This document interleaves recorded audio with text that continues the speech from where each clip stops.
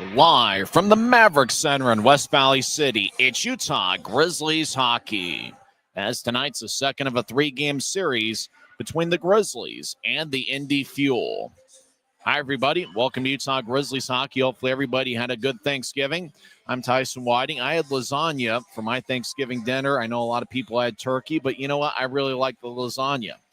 Grizzlies on Wednesday, the day before Thanksgiving, fell to the Indy Fuel 4-2 in the series openers. Utah has now lost 5 in a row, and they have been outscored 22-7 over the last 5 games. Indy scored first as Cam Hausinger got a centering pass from Darby Llewellyn, 12:51 in, to give the Fuel a 1-0 lead. The Fuel outshot the Grizzlies 11-2 in the first period.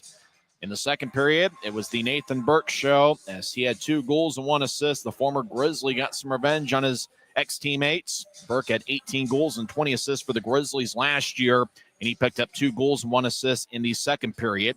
He scored 3:26 into the second to give Indy a 2-0 lead. Grizzlies got on the board 8:13 into the second as Gianni Fairbrother got a centering pass from Chase Hartje. Fairbrother found the back of the net. Unfortunately, earlier today, Chase Hartje was released by the Grizzlies. Burke got a second of the game, 15:30 into the second. Lemos and Cameron got the assist, and then Indy got a power play as Cam Hausinger got in a fight with Gianni Fairbrother. Both guys got 5 minutes for fighting, but Fairbrother got a 2-minute jersey penalty for removing his elbow pad.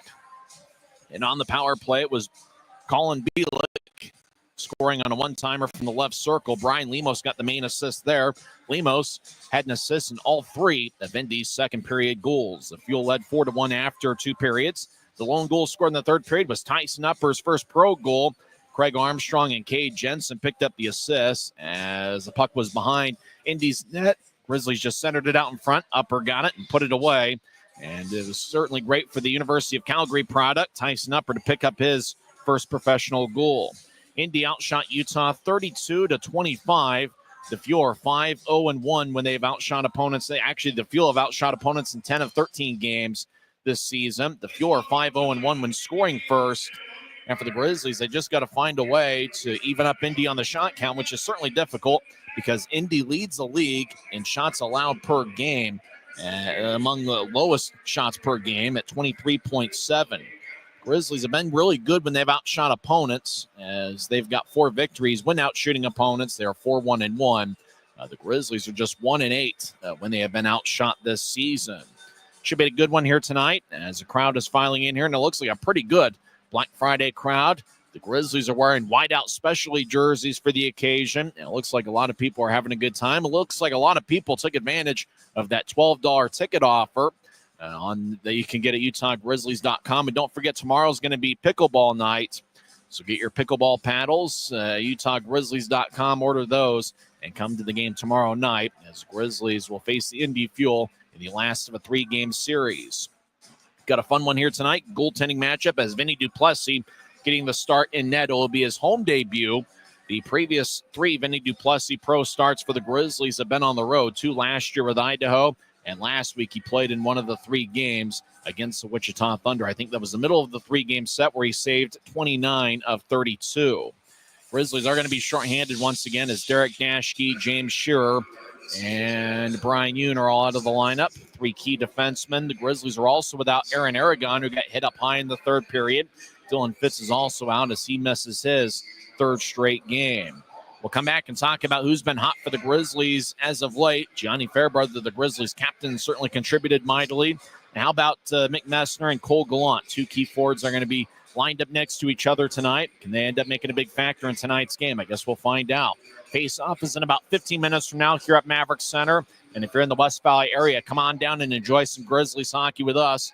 If not, obviously, we've got the game on YouTube and audio coverage. We've got audio coverage on YouTube, and we got video streaming on Flow Sports, your homes for Grizzlies hockey all season long.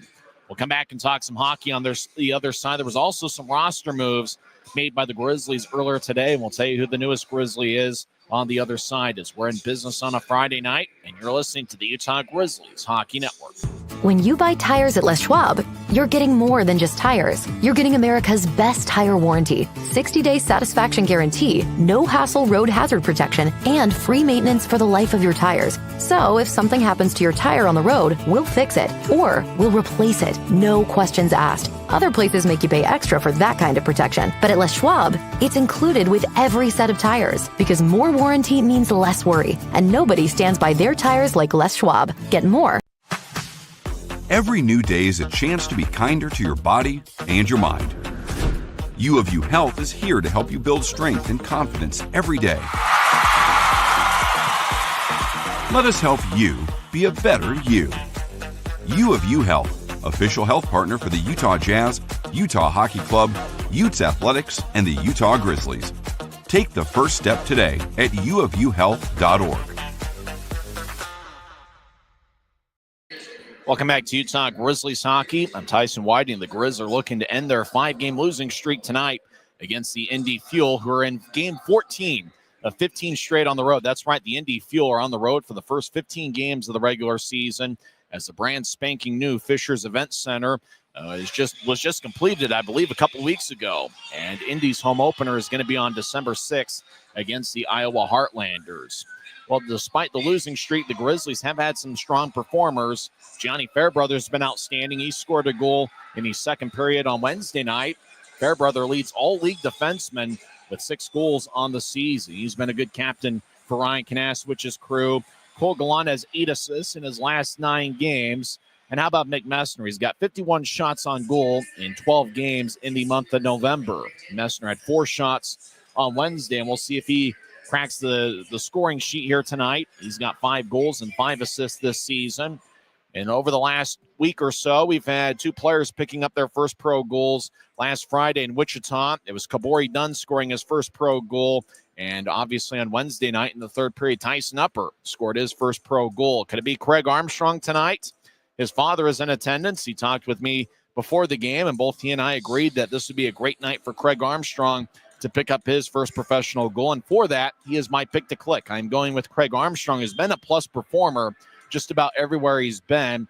And he's been a plus performer for the Grizzlies. He was a +1 on Wednesday, and he is a +1 this season, which is among the team leaders in forwards in plus-minus. So Craig Armstrong is my pick to click.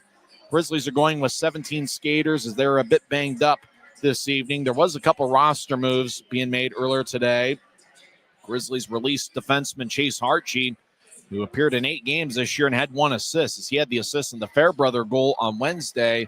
But Hartje was released, and taking his place on the roster essentially in a separate roster move is Dylan Savenkov, Savenkov. He's from Estonia, only 23 years old. He played with 4 different ECHL teams last year. He played with Trois-Rivières, Cincinnati, Orlando, and Reading.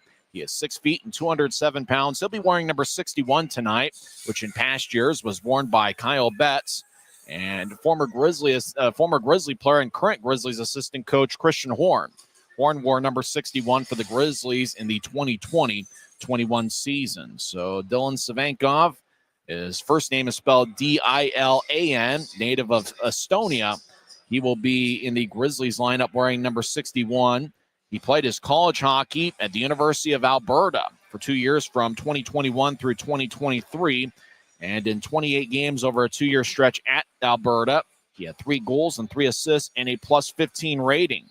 So he's been a plus performer, and he's done a really good job in getting a lot of ECHL jobs. After all, this will be his 5th team in this league that he signed with. I think he was in training camp with the Worcester Railers before the season. We'll see what Savenkov brings to the table. He is 6 feet and a very strong 207 pounds. One of the teams he was with, he had 5 penalty minutes in a handful of games. So it is possible if things get a little bit rough, he can end up dropping the gloves as well. So we'll keep an eye on Dylan Savenkov, who will be making his Grizzlies debut tonight. Chase Hartje earlier today was released.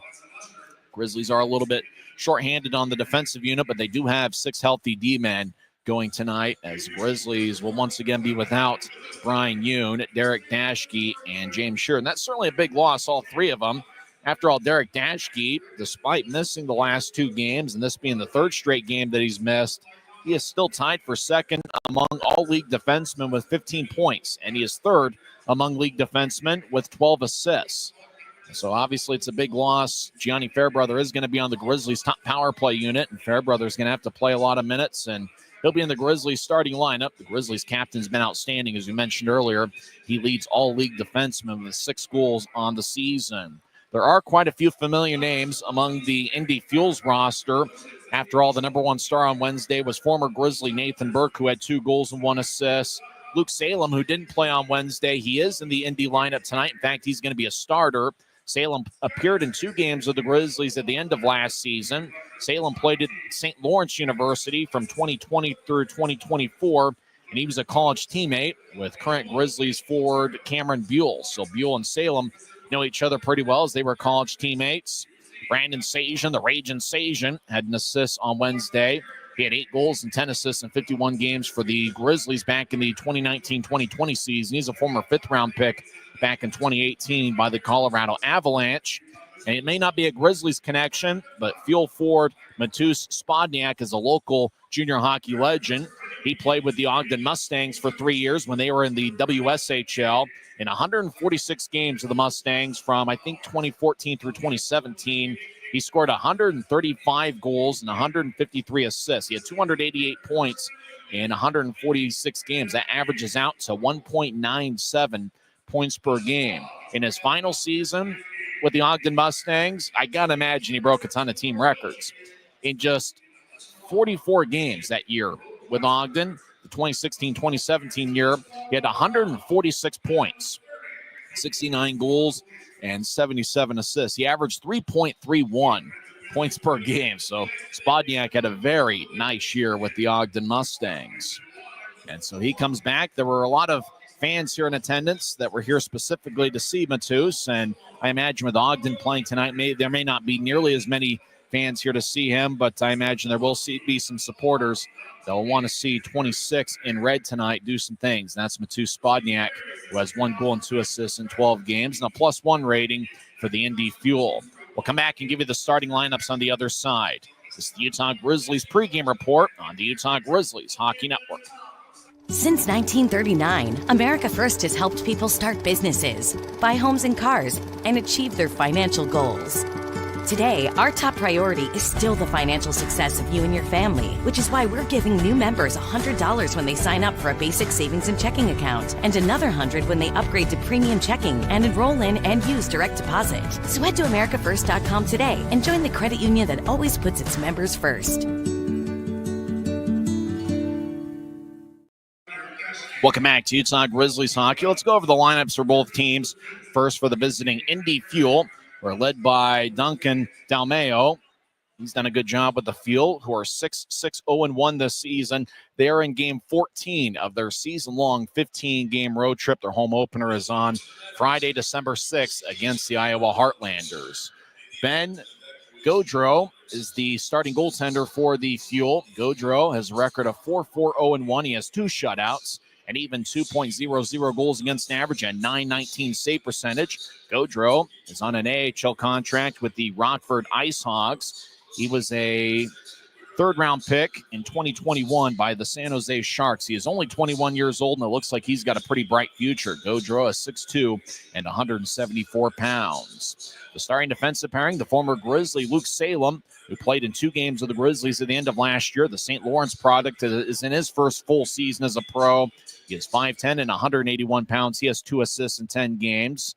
Salem will be paired up with Adam McCormick, who's wearing number 8. McCormick has 1 goal in 7 games. The other defensemen for Indy include Ty Farmer, as well as Lucas Brenton. Their captain is Chris Cameron, and DJ King, who's a big 6'3", 220-pound defenseman, also in the Indy lineup. Starting forwards for the Fuel, the number 1 star on Wednesday, Nathan Burke. He's got 4 goals and 3 assists in 9 games, and he's been a hot player as of late, as he has 3 goals and 1 assist in his last 2 games. Brian Lemos was the number 2 star last night, or on Wednesday night. He had 3 assists. He's got 7 assists in 11 games. The 7 helpers lead the Fuel. And Andrew Blount has 2 assists in 12 games. He'll be a starter as well. Blount wearing number 43. Watch out for Kyle Maximovich has 1 goal and 4 assists in 13 games. Also watch out for the Ragin' Sajin, who's got 3 goals and 4 assists in 12 games. That's Brandon Sajin, who's got a +3 rating. Matu Spodniak, Kevin Lombardi, Ryan Gagne, Darby Llewellyn had an assist last night. Jordan Martin did not play in last night's game. He'll be in there for the Fuel. And we also see Cam Hausinger, who got in 2 separate fights in last night and Wednesday night's game. I keep saying last night. It's the second game in 3 days. Hausinger was a plus performer for Indy in last night's game. He's got 2 goals and 3 assists in 13 games. The Grizzlies hit the ice in their white jerseys with white numbers and dark outline. Oh, hopefully the numbers will be a little bit easier to pop as Grizzlies skate around. Getting the start in net is Vinny Duplessis. It's his first home appearance here as a member of the Grizzlies. The previous 3 starts that he has made as a professional have been on the road. 2 last year against Idaho, and then last Friday, or actually it was last Thursday, against Wichita, where he saved 29 of 32. Duplessis is 6'1" and 175 pounds. He played at Quinnipiac University last year. Adam Schill is the backup. The starting defensive pairing is the captain, Gianni Fairbrother, who has 6 goals and 3 assists in 15 games. He's 6 feet and 204 pounds. He'll be paired up next to Kabori Dunn, who's wearing number 28. Dunn is 6'2" and 180 pounds. 1 goal and 1 assist in 14 games. The other defensemen are Cody Corbett. Corbett will be lined up next to Cade Jensen tonight. Kyle Powell will be paired up with the newest Grizzly, and that's Dylan Savankov, who just signed earlier today. The defensive scratches, 3 really good ones: Brian Yoon, Derek Dashke, and James Shearer. Starting forwards include Mick Messner, who's got 5 goals and 5 assists in 15 games. He'll be lined up next to Cole Gallant. Gallant has 11 assists in 15 games and a +2 rating. And also in there's Reed Lebster. He's got a pretty good shot. Watch out for Lebster. He played well on Wednesday, and if he can get open, especially with Gallant's passing ability, I see Reed Lebster getting some good scoring chances tonight. On the season, Lebster in 14 games has 3 goals and 3 assists. Watch out for Gallant distributing to both Messner and Lebster, as both of those guys, Lebster from the left side and Lebster from the right, both guys are outstanding shooters. The other forward lines tonight for the Grizzlies include Adam Berg. He'll be lined up next to Luke Manning and Briley Wood. You will also see Tyson Upper at his first pro goal on Wednesday. He'll be lined up next to the third-line center, Cade Nilsson, and Cameron Buell, who was a college teammate with Fuel defenseman Luke Salem for 4 years at St. Lawrence University. Craig Armstrong, his father's in attendance tonight. I talked with him before the game. He's got 4 assists in 15 games. And Reed Morrison, wearing number 51, will make his second appearance in a Grizzlies uniform. The forward scratches are Blake Wells, as well as Dylan Fitz and Aaron Aragon. Aragon got hit up high, and he is not in the Grizzlies lineup tonight. We'll come back and have face-off on the other side. You've been listening to the Utah Grizzlies pregame report as we're celebrating Black Friday here on the Utah Grizzlies Hockey Network. Why is Jerry Seiner the #1 Kia store in the Salt Lake region? Selection. We've got over 350 new Kias to choose from. Savings. Shop over 30 new Kia Seltos models and save up to $2,000 off when you buy. Jerry Seiner has been the area's most trusted automotive source for over 40 years. Little wonder then how we've made thousands of friends to last a lifetime. Jerry Seiner Kia, Salt Lake. Smith's always gives you more ways to save on top of our lower than low prices. And when you download the Smith's app, you can enjoy over $500 in savings every week with digital coupons and earn fuel points to save up to $1 per gallon at the pump. With a Boost membership, you'll save even more with double fuel points and free delivery. Discover more ways to save big every day. Smith's, fresh for every.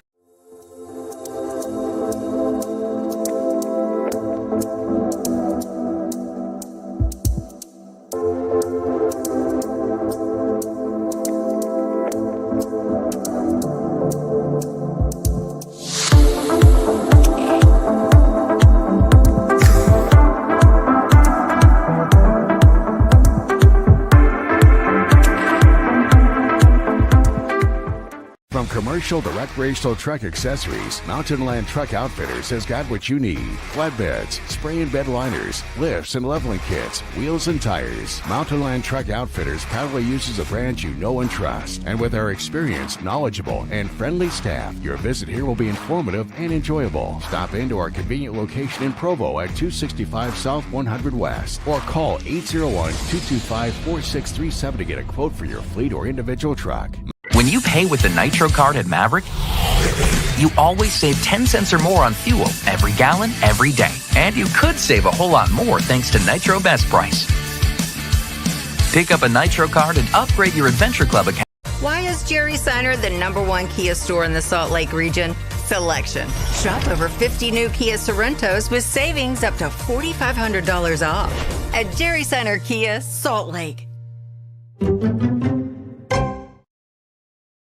It's a great night for hockey as two big standings points are on the line as the Utah Grizzlies take on the Indy Fuel in the second of a 3-game series. It's Black Friday as the Grizzlies are wearing specialty jerseys for the occasion as Johnny Fairbrother's at center ice with the ceremonial puck drop as the Vice President of America First Credit Union, Amy Webb, will drop the puck.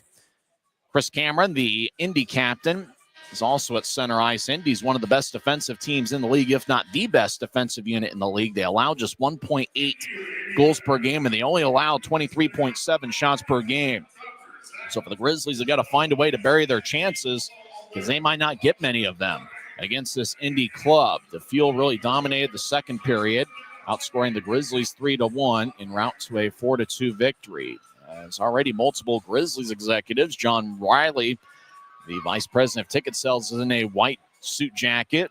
Tanner Walker's also in a white suit jacket as well. So we got a second ceremonial puck drop, and we'll have face-off here shortly.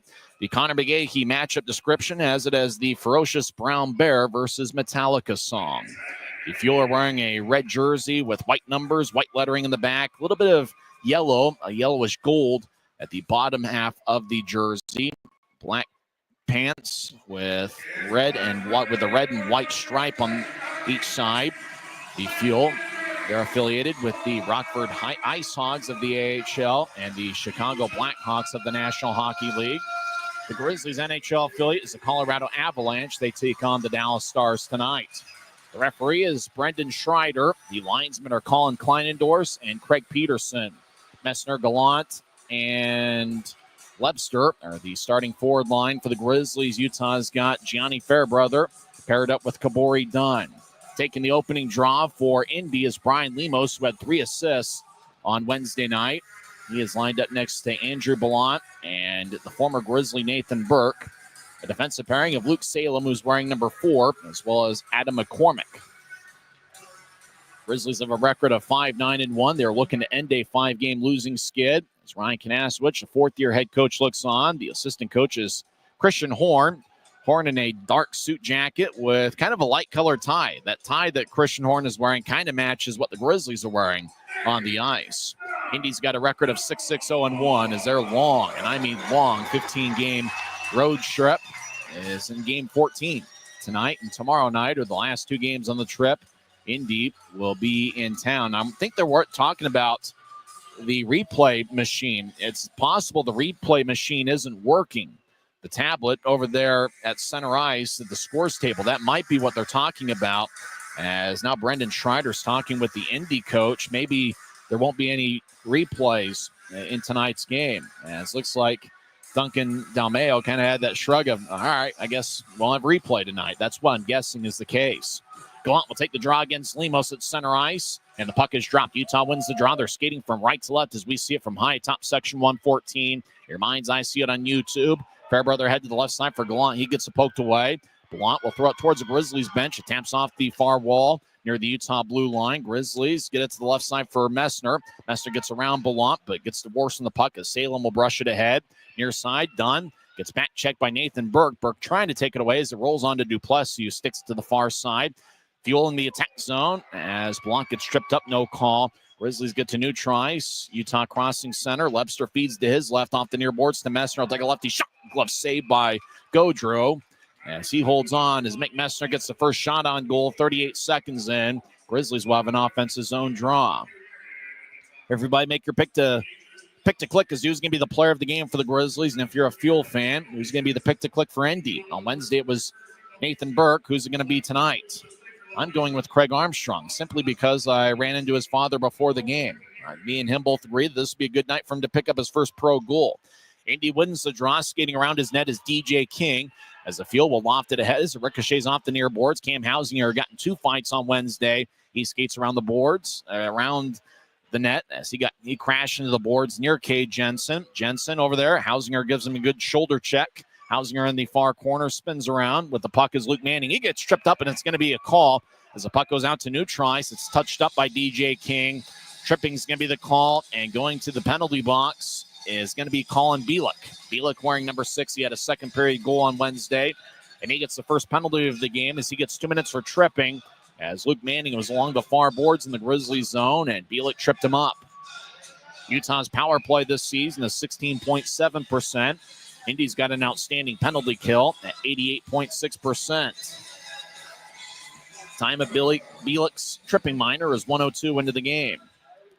Cole Gallant's out there with Adam Berg, as well as Cole Gallant, Berg, Fairbrother, Lebster, and Mick Messner. That's the 5 on the ice for the Grizzlies. Indy has the puck as Cameron will fly it over Fairbrother's head. Duplessis lets it go towards the end boards. He'll drop it behind his net for Fairbrother. Fairbrother skating down the middle, the former third-round pick by Montreal a few years ago, over to Berg. He'll drop it back to the Utah line for Messner, who feeds it across.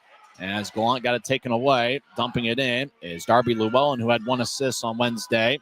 Indy makes a full line change. Grizzlies keep the same 5-man unit out. 1:23 left in the power play. Grizzlies cross center ice. Messner over the attack line. As the linesman got in the way, Indy will bounce it off one of their teammates, and that's Gallant. Grizzlies tried to bring it back in. As the puck exited to Neutrice, Messner tried to carry it in along the far boards. The whistle blows, and Utah is offside with 1:05 left in the power play. Grizzlies will change things up here before the draw near the Indy bench. We're just getting underway, so grab some chips and dip and a beverage of your choice and enjoy a little bit of Friday with us. Armstrong's on the ice in the left wing. Taking the face-off is Briley Wood. As Indy gets it, and they'll sail it all the way towards Duplessis. Cody Corbett gathers it behind Duplessis. It's tougher to spot the Grizzlies tonight because of the white numbers and the white jersey. Buell to Neutrice near side. He'll drop it back. Manning, who drew the penalty, feeds it across towards Wood. Wood gets to the right point for Armstrong, who spins along the boards. Cut off behind the net as Indy will slice it along the near wall. It's kept in. Grizzlies throw it back to the right corner as Armstrong backhands it towards the middle. Buell backhand shot saved by Gaudreau. Grizzlies hack away. Gaudreau takes a seat, and the Grizzlies keep it. Throwing it to the right side. Armstrong swings and fans on it. Puck to the right point. Corbett across to Wood. 30 seconds left for power play. To Corbett up top. He'll fire a wrist shot. Save. Rebound shot goes wide. That was Armstrong with the second look. Corbett, high slot, moves to his right. One-timer and hits the side of the net.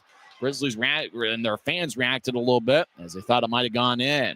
So they saw the net moving. 2-on-2 battle behind Gaudreau's net. Gaudreau looks over his left shoulder as Manning gets back checked by Lemos. Puck drifts towards the right point out of the scrum. Corbett gets it. Late in the power play. Gets to the left side for Wood. One-timer kick saved by Gaudreau.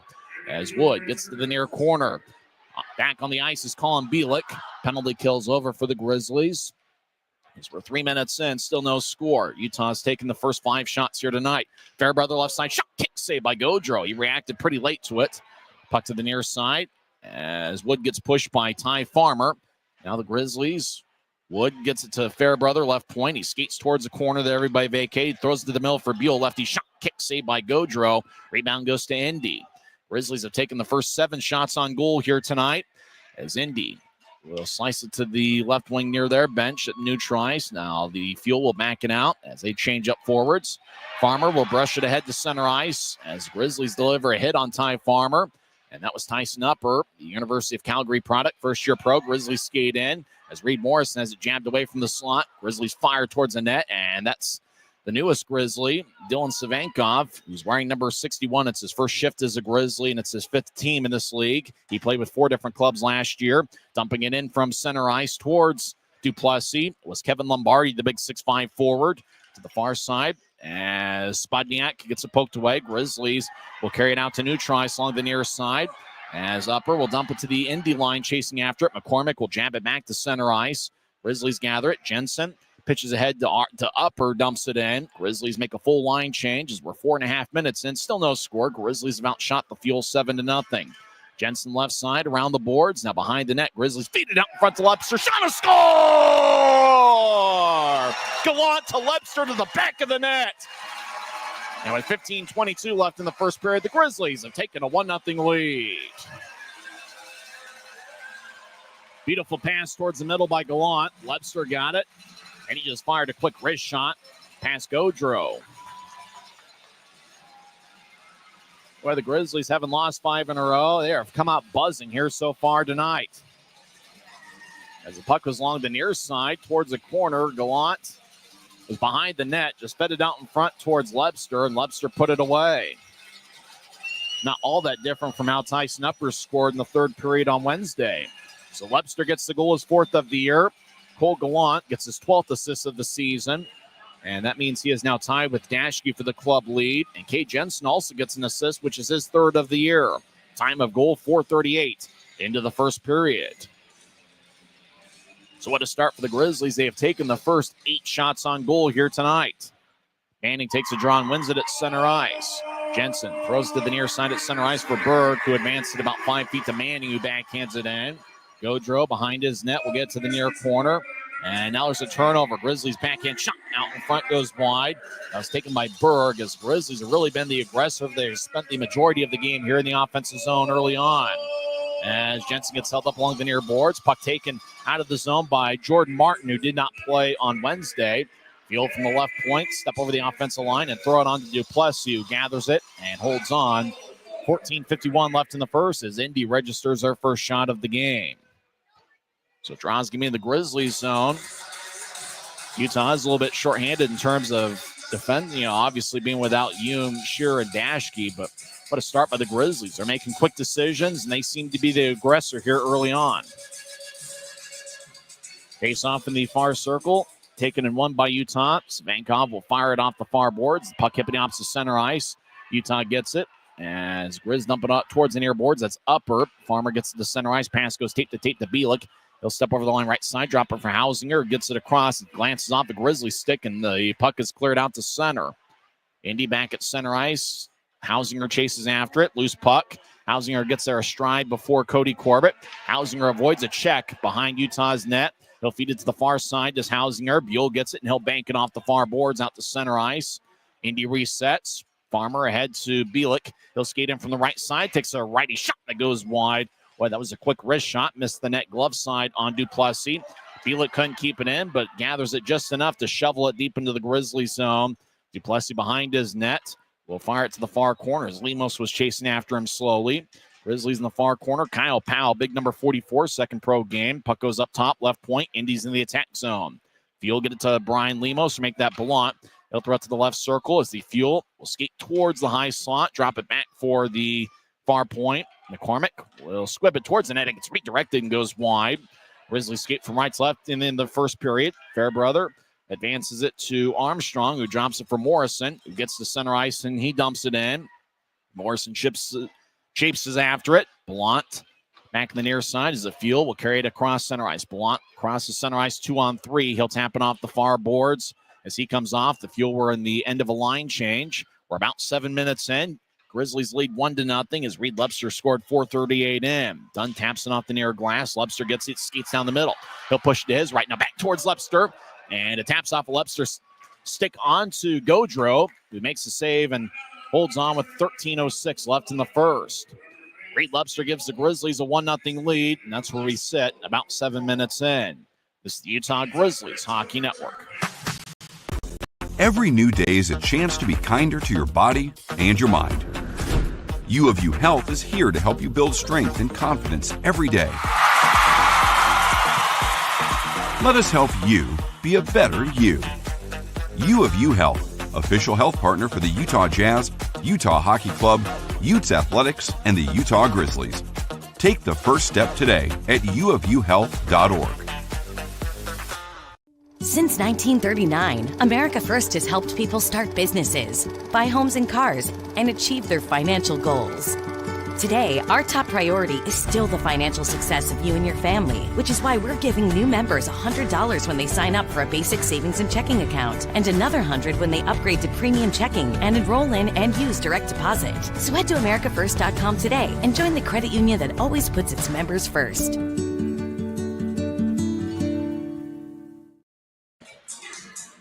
13:06 left in the first period. Utah leads 1-0. The Grizz have outshot the Fuel 9-1, and that's certainly a story, as Indy so far this season is allowing just 23.7 shots per game. The Grizzlies have been pretty good when they've outshot opponents. They are 4-1-1 when outshooting opponents. However, during this 5-game losing streak, the Grizzlies have been outshot by at least 7 in each of the 5 games. Utah in the offensive zone. Kabori Dunn fires towards the net and misses just wide. Puck goes out to new tries. Fairbrother gets it. As Grizzlies reset, he backhands it ahead. Grizzlies get it with Lebster, the goal scorer. Skates horizontally along the Utah line. He'll push it ahead to Dunn, who taps it in. As Gaudreau lets Chris Cameron play it for Indy. He'll push to the near side. As the Fuel tried to bank it off the boards for Spodniak. Picked off by Fairbrother. Lebster gets back checked. And taking the puck away is Kevin Lombardi. He'll slide it across to King. Now to center ice. Ryan Gagne gets to the center red line, and he'll dump it in. Fuel make a quick line change. They've kept their shifts pretty short and have the Fuel so far.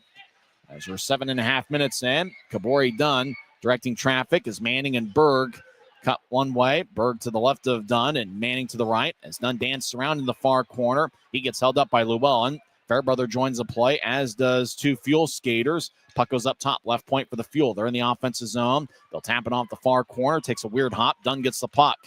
He'll fire it all the way to the Indy line. Puck got about 10 feet of air under it.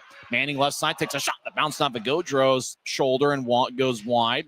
Grizzlies, they're behind Gaudreau's net. Manning tries to jab it out far goal line, and Gaudreau is able to hold on and make the save. It seems like all 3 forward lines and even the 4th forward lines have contributed mightily for the Grizzlies. That was a pretty good shift by the forward line of Berg, Manning, and Wood, as those guys will exit. 11:49 left in the first. Cade Nelson will take the drives, become a fan favorite pretty quickly. He's a guy that can do a little bit of everything. Tyson up around the ice. Looks like the newest Grizzlies, one of 2 defensemen out there, and that's Dylan Savankov. He is out there with Cody Corbett. Cameron Buell also out there as well for the Grizzlies. He has 3 goals this season, all of them assisted by Dylan Fitz, who's a scratch tonight. As Buell dives, as the puck bounced off his stick, Grizzlies keep it in the attack zone. Indy chasing after it near goal line as they'll tap it off the near boards. Grizzlies with Cade Nelson. He tried to get around Maximovich. Maximovich gets the puck. He steps over the attack line, skates towards the near side as he taps off a couple sticks. Salem gets to Maximovich. He'll feed it up top to Salem. Right point. He fires towards the net, and it's blocked. As it was blocked about 5 feet in front of Salem.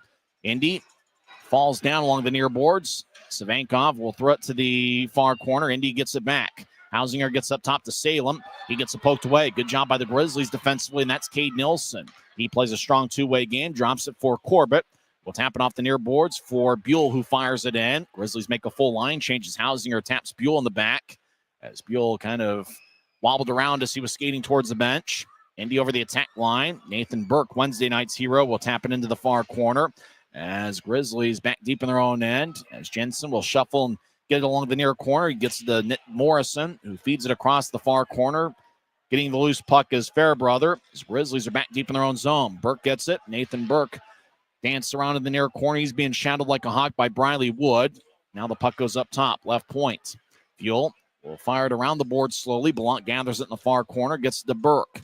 Nathan Burke along the right side, fires towards the net. It's kicked away by Duplessis. Rebounds to the near corner. Blount gets a loose puck as he's there a stride ahead of Jensen. Jensen cross-checks Blount in the back. Grizzlies touch it up, and Jensen's going to get 2 minutes. Jensen hit Blount in the lower back, although they called a trip. Kind of looked like a cross-check by Jensen, but it's not even Jensen that goes to the box. It is Reed Morrison. Morrison gets his first penalty as a Grizzly, as he will sit in the box. The University of Western Ontario product, first-year pro. Morrison gets 2 minutes for tripping. Time a penalty, 9:45 into the contest. Indy's power play this season is an even 15%. Grizzlies' penalty kill is 52.9%. It's the only time we'll mention that stat all game. Lemos take the draw on the right side. and it's won by Indy. Grizzlies are going to need to do a good job on the special teams. Up top to Lemos, right point. He dances around, skates towards his left. He's now in the high slot. Lemos wiggles and diddles the puck. Now he gets to Maximovich, who feeds to Burke on the right side. Over to Lemos. One-timer's blocked. It goes back to Lemos. A Grizzly player lost his stick. Lemos dances around the high slide, gets to Burke along the near boards. He'll feed it to Maximovich, who's a pretty skilled player. Back to Burke at the near goal line. Over to Lemos. One-timer. Kick save by Duplessis. Rebound to the high slot. Grizzlies jab it out to center ice. Great poke check by Mick Messner. Taking the puck away from Bielik, who gets it back. Bielik along the near board. Steps over the attack line. Feeds it to the left side. As Bielik runs into the net. Bielik thought that he got pushed into it by Jensen. As they put the net back in place, a minute 18 is left in the Indy power play. As Colin Bielik took the net right off its moorings. Great defensive play by Mick Messner. He'll ease off the ice now. He just stepped over the boards. Great poke check. You talk about quality penalty killing forwards. Messner not only does a pretty good job along the blue line being aggressive, but if he gets the puck, he's not afraid to get down there coast to coast and look for a shorthanded goal. He had 3 shorthanded tallies last season. Draws it neutral ice. Nelson stares down Brian Lemos. Utah leads 1-0. 9:33 is left in the first period. The Grizz have outshot the Fuel 11-3. Berg will take the draw after Nielsen was kicked out of the circle. Maximovich gets it as Indy wins the draw. As Bielik crosses center ice, he fiddles and diddles with the puck. Now he steps over the line to Lombardi. It rolls along the boards. Grizzlies behind their net will slice it to the far side. Indy was able to gather it with good hands. Puck up top to Lemos.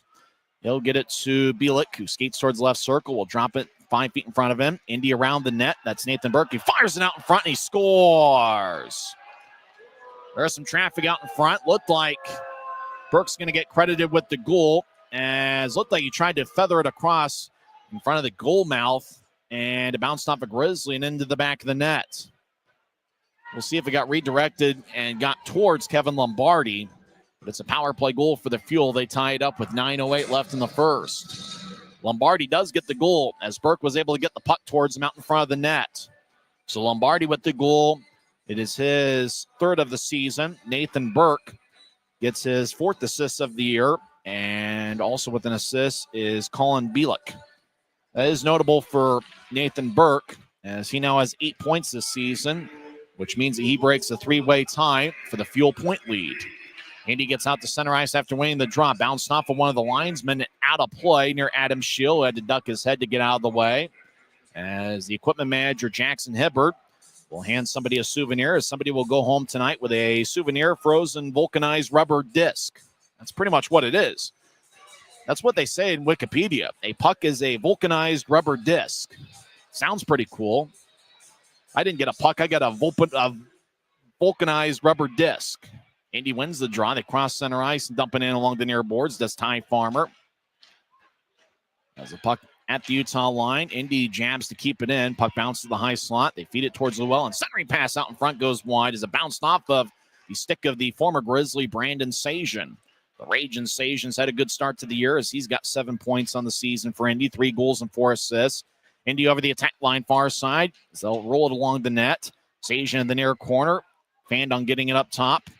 Sajan trying to get it up top to Farmer. It goes past him to neutral ice. Farmer now at the Indy line. Back pedals, and he'll tap it off the near glass. It goes past Jensen, who couldn't corral the hopping puck. As the puck goes deep into the Grizzlies zone, and icing is on Indy. As the vulcanized rubber disc will head back down towards Ben Gaudreau. 8:15 left in the first. We're tied at 1. Grizzlies have really come out buzzing. They've really come out buzzing. But it's just tough when the penalty kill's been the way it is. As Kevin Lombardi gets a power play goal, 10:52 in. Grizzlies got on the board. If you joined us late, as Reed Lepster scored his 4th of the year, 4:38 in, with Gallant and Cade Jensen getting the assist. Utah wins the draw. Fairbrother has got 6 goals this season, which he leads all league defensemen. Throws to the near corner, but Tulsa gets it. Gagne gets the center ice, and he'll squib it in. Gagne gets around 2 Grizzlies, but Utah comes out with a puck. Fairbrother along the near side, moves it out to center ice. Manny got occupied by Salem. As Grizzlies get to center ice and throw it in. But they didn't get to center ice, says the linesman. as icing is on Utah with 7:52 left in the first. Tonight is game 2 of 6 straight here at Maverik Center. Don't forget that tomorrow night is the Grizzlies' first annual pickleball night. Go to UtahGrizzlies.com. I think there's still a few of those pickleball paddles that you can get. Go to UtahGrizzlies.com. There's only 2 of them. They're going to sell out by tomorrow night. So go to UtahGrizzlies.com and take advantage of the pickleball paddle offer. Easy for me to say. Go to UtahGrizzlies.com. Going to be a fun one tomorrow night. 7:10 face-off in the last of the 3-game set. As Lombardi is at kickoff his skate after Indy won the draw. As he'll throw it back to Salem, who moves it across. Indy spreads the ice. As McCormick back to Salem, who's near the Indy bench. He'll push it to center ice looking for Spodniak. He got a piece of it, says the linesman, no icing, as Duplessis feeds it to the near side. Grizzlies will loft it out to center ice. It's gloved and dropped by McCormick. He gloved it at about ankle height. Spodniak with good speed steps over the attack line. He gets spun around by Buell as Gagne fires towards the net from the left point. Lombardi redirected it, but it misses wide. Grizzlies get it back to the far corner as Corbett will outlet it to center ice. Grizzlies over the attack line as Indy was in the middle of a line change. Buell will tap it off the skate of Hausinger. Gathers the puck. Hausinger, a good play over to Maximovic. Maximovic trying to get it back to Hausinger in the give and go. Buell took it away as Grizzlies backhand it, and Bielik picked his pocket. Bielik trying to center it to Maximovic. He didn't have enough of an angle. Hausinger, left side shot, is a low liner that is kicked away by Duplessis as Hausinger didn't get all of it. He flexes his stick to see if it's broken. Maximovic over in the right corner, drops it for Bielik. Bielik danced around the near goal line towards Duplessis. He loses balance. Grizzlies fire it back to the near boards. Cameron skates over there. Upper jabs it to the near corner as Cameron retreats defensively. He just retreats back towards the Utah blue line. Puck goes along the near boards. Bielik over to Cameron. One-timer. Sticked away by Duplessis. Shot looks like it was going to go wide anyway. Maximovic lets it go to the near corner for Bielik, who fires towards the net. And from the corner, it kicks off a skate. Lemos around the boards. Cut off behind the net as Grizzlies will helicopter it out to center ice. Cameron gets it along the near boards at center ice. They'll move it ahead about 10 feet to Burke, who gets over the Utah line. He'll fire it in. Duplessis behind his net will brush it to the near side. Grizzlies will ice the puck as they're thinking about getting to Morrison at center ice, but they just fired it off the near boards and stopped play. 5 minutes and 52 seconds are left in the first period. We're tied at 1. As Reed Lepster scored 4:38 in. Indy got a power play after Morrison got a tripping minor. And Kevin Lombardi got a centering pass from Nathan Burke and scored 10:52 into the first period. Lemos would take the draw. He had 3 assists on Wednesday. Lemos is familiar to the Grizzlies as he played a few years with the Kansas City Mavericks. And it seemed like every time he played against the Grizzlies, he did some damage with them as well. So I remember him being a pretty good player with Kansas City. Draws over in the right circle.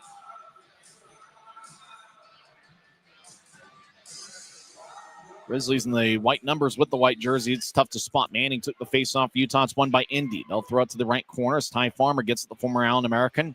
He gets blasted over in the near corner. Puck goes out of play, and that's going to be delay of game as Grizzlies tried to throw it towards the near boards, but Kay Jensen gave a fan one of those vulcanized rubber discs as a souvenir. The problem is he did it from his own zone and didn't bounce it off the glass. So Jensen goes to the box. Timeout on the ice. Indy will be on the power play for the second time tonight. We're tied at 1 on the Grizzlies Hockey Network. Why is Jerry Seiner the #1 Kia store in the Salt Lake region? Selection. We've got over 350 new Kias to choose from. Savings. Shop over 30 new Kia Seltos models and save up to $2,000 off when you buy. Jerry Seiner has been the area's most trusted automotive source for over 40 years. Little wonder then how we've made thousands of friends to last a lifetime. Jerry Seiner Kia, Salt Lake. Smith's always gives you more ways to save on top of our lower than low prices. And when you download the Smith's app, you can enjoy over $500 in savings every week with digital coupons and earn fuel points to save up to $1 per gallon at the pump. With a Boost membership, you'll save even more with double fuel points and free delivery. Discover more ways to save big every day. Smith's, fresh for everyone. Indy's on a power play as Cade Jensen gave a fan a souvenir from his own zone. Time of penalty 14-17 into the first, listed as delay of game. Draws in the right circle. Indy does have a power play goal tonight. They're 1-for-1 on the power play. Grisby entertaining the crowd in the near corner, just outside the glass in the stands. Indy in the left point. Sajan gets taken off the puck by Gallant towards the end boards. Gallant over to Hausinger. He gets hit up high. The Grizzly goes down, no penalty. As with the puck is McCormick. He's in the high slot. He'll move it to his left for Sajan. Now to Hausinger, back to Sajan, all on left side. Take a shot. And Duplessis had a glance off his glove. Sajan gets it back. Left side over to McCormick, who fakes a one-timer. Moves to his right. As Gagne over to Sajan, left side, lefty shot. Hits the side of the net. Sajan's one of those guys who's got a pretty good shot, mostly a wrist shot that has a little bit of steam to it. Left side, Ballant, righty shot. Glove saved by Duplessis. And he holds on. 4:57 left in the first and 1:14 left in Indy's power play. As the Fuel had a couple of good looks, including Sajan on the left side that hit the side of the net, and Ballant was all alone on the left side that Duplessis made a glove save on. Grizzlies will have Cade Nilsson out there with Nilsson will take the draw. Riley Wood, I think Savankov is out there as well.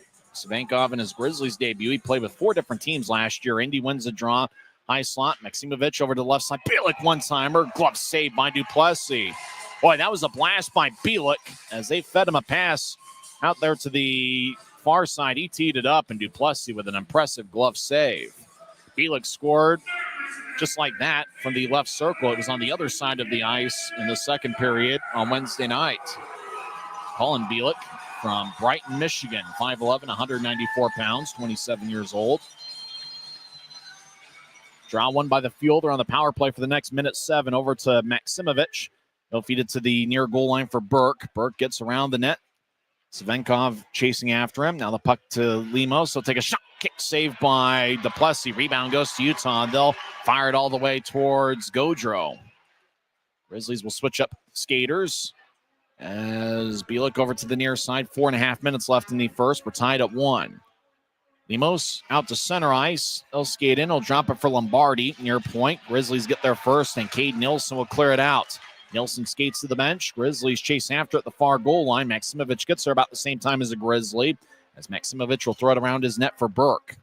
Burke played with a couple different colleges, the University of Michigan and Minnesota. He was a Golden Gopher, also played at Bowling Green State. Puck rolls along the boards, back towards the near side. As Indy in the attack zone, Maksimovic gets up top to Lemos. He has a glance off a Gallant stick. Fairbrother gets it 2-on-2, steps over the attack line. Right side. Fairbrother tried to center to Gallant, although the whistle, which seemed to be pretty light, didn't really hear the whistle, but Utah was offside with 3:51 left in the first.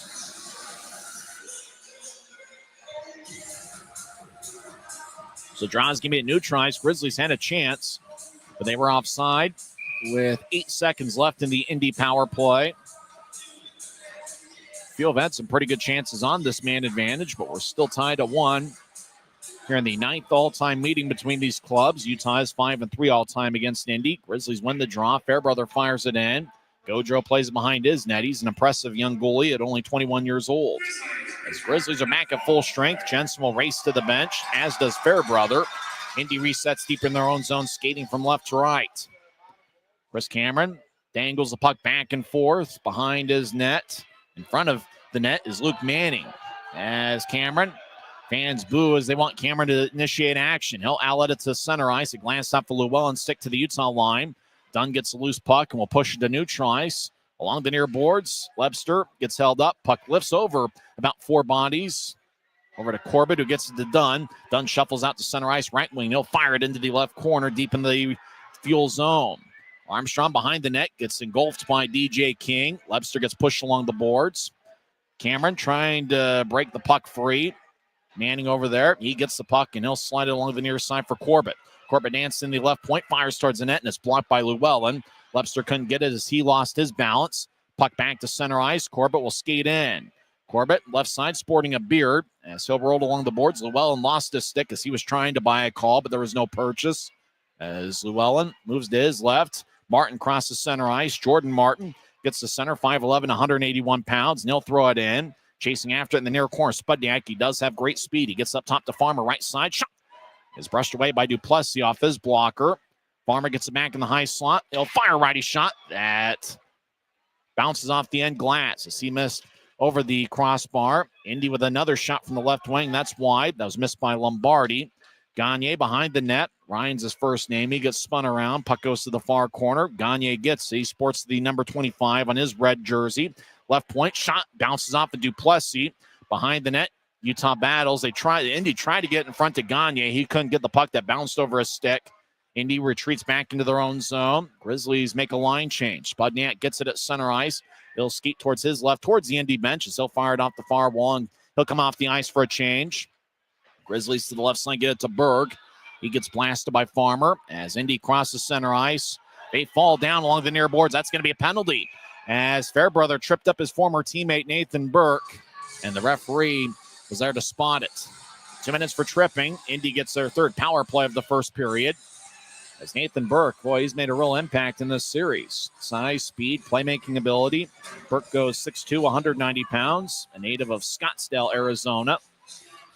His Fairbrother, the Grizzlies captain, tried to keep Burke in front of him, but just couldn't. Burke kind of had that little bit of that burst, and we saw that when he was a Grizzly last year. And just that little bit of a burst got him past Fairbrother. The Grizzlies captain gets 2 minutes for tripping. Time of penalty, 18:29 into the first period. Lemos will take the draw against Gallant. Utah wins the faceoff. Kabori Dunn skates to the far side, and he'll get to Messner at center ice. Messner races into the attack zone left wing. He'll fire lefty shot. Kick save by Gaudreau. As Messner kind of caught the Fuel sleeping a little bit, and he was able to get a scoring chance out of it. As we mentioned, Messner's ultra aggressive offensively when the Grizzlies are shorthanded. Burke lays it to the right side as Maximovich enters. He stops along the near boards, feeds it up top to Lemos. Lemos directs to the left side. Bielik with a one-timer that goes wide. Maximovich over to Lemos, right point. He'll get to the near goal line for Burke. Nathan Burke, 2 goals last night and assists tonight. As right point, Lemos will fire towards the net, and it gets blocked in front of Duplessis. Puck kicks to the far corner for Bielik. He'll slide it up top. Lemos keeps it in, far point. Lemos dances around towards his right. Now back to Bielik, over to Lemos. He's now on the right side. Lemos, the former Kansas City Maverick, will backhand it to the right point for Maximovich. Over to Burke. Burke at the right side will skeet towards the high slide. He's all alone. He'll get to Maximovich. One-timer, he scores. Kyle Maximovich gets his second goal of the year. That's the second power play goal by the Fuel tonight. The Fuel are 2 for 3 on the power play, and that's the difference in the game as Indy takes a 2-1 lead. Kyle Maximovich fired a low liner past Duplessis' left ankle. He had 26 goals and 33 assists in 67 games last year. Maximovich played at the University of Prince Edward Island. He was a good goal scorer for them as well. Maximovich on an AHL contract with the Rockford Ice Hogs.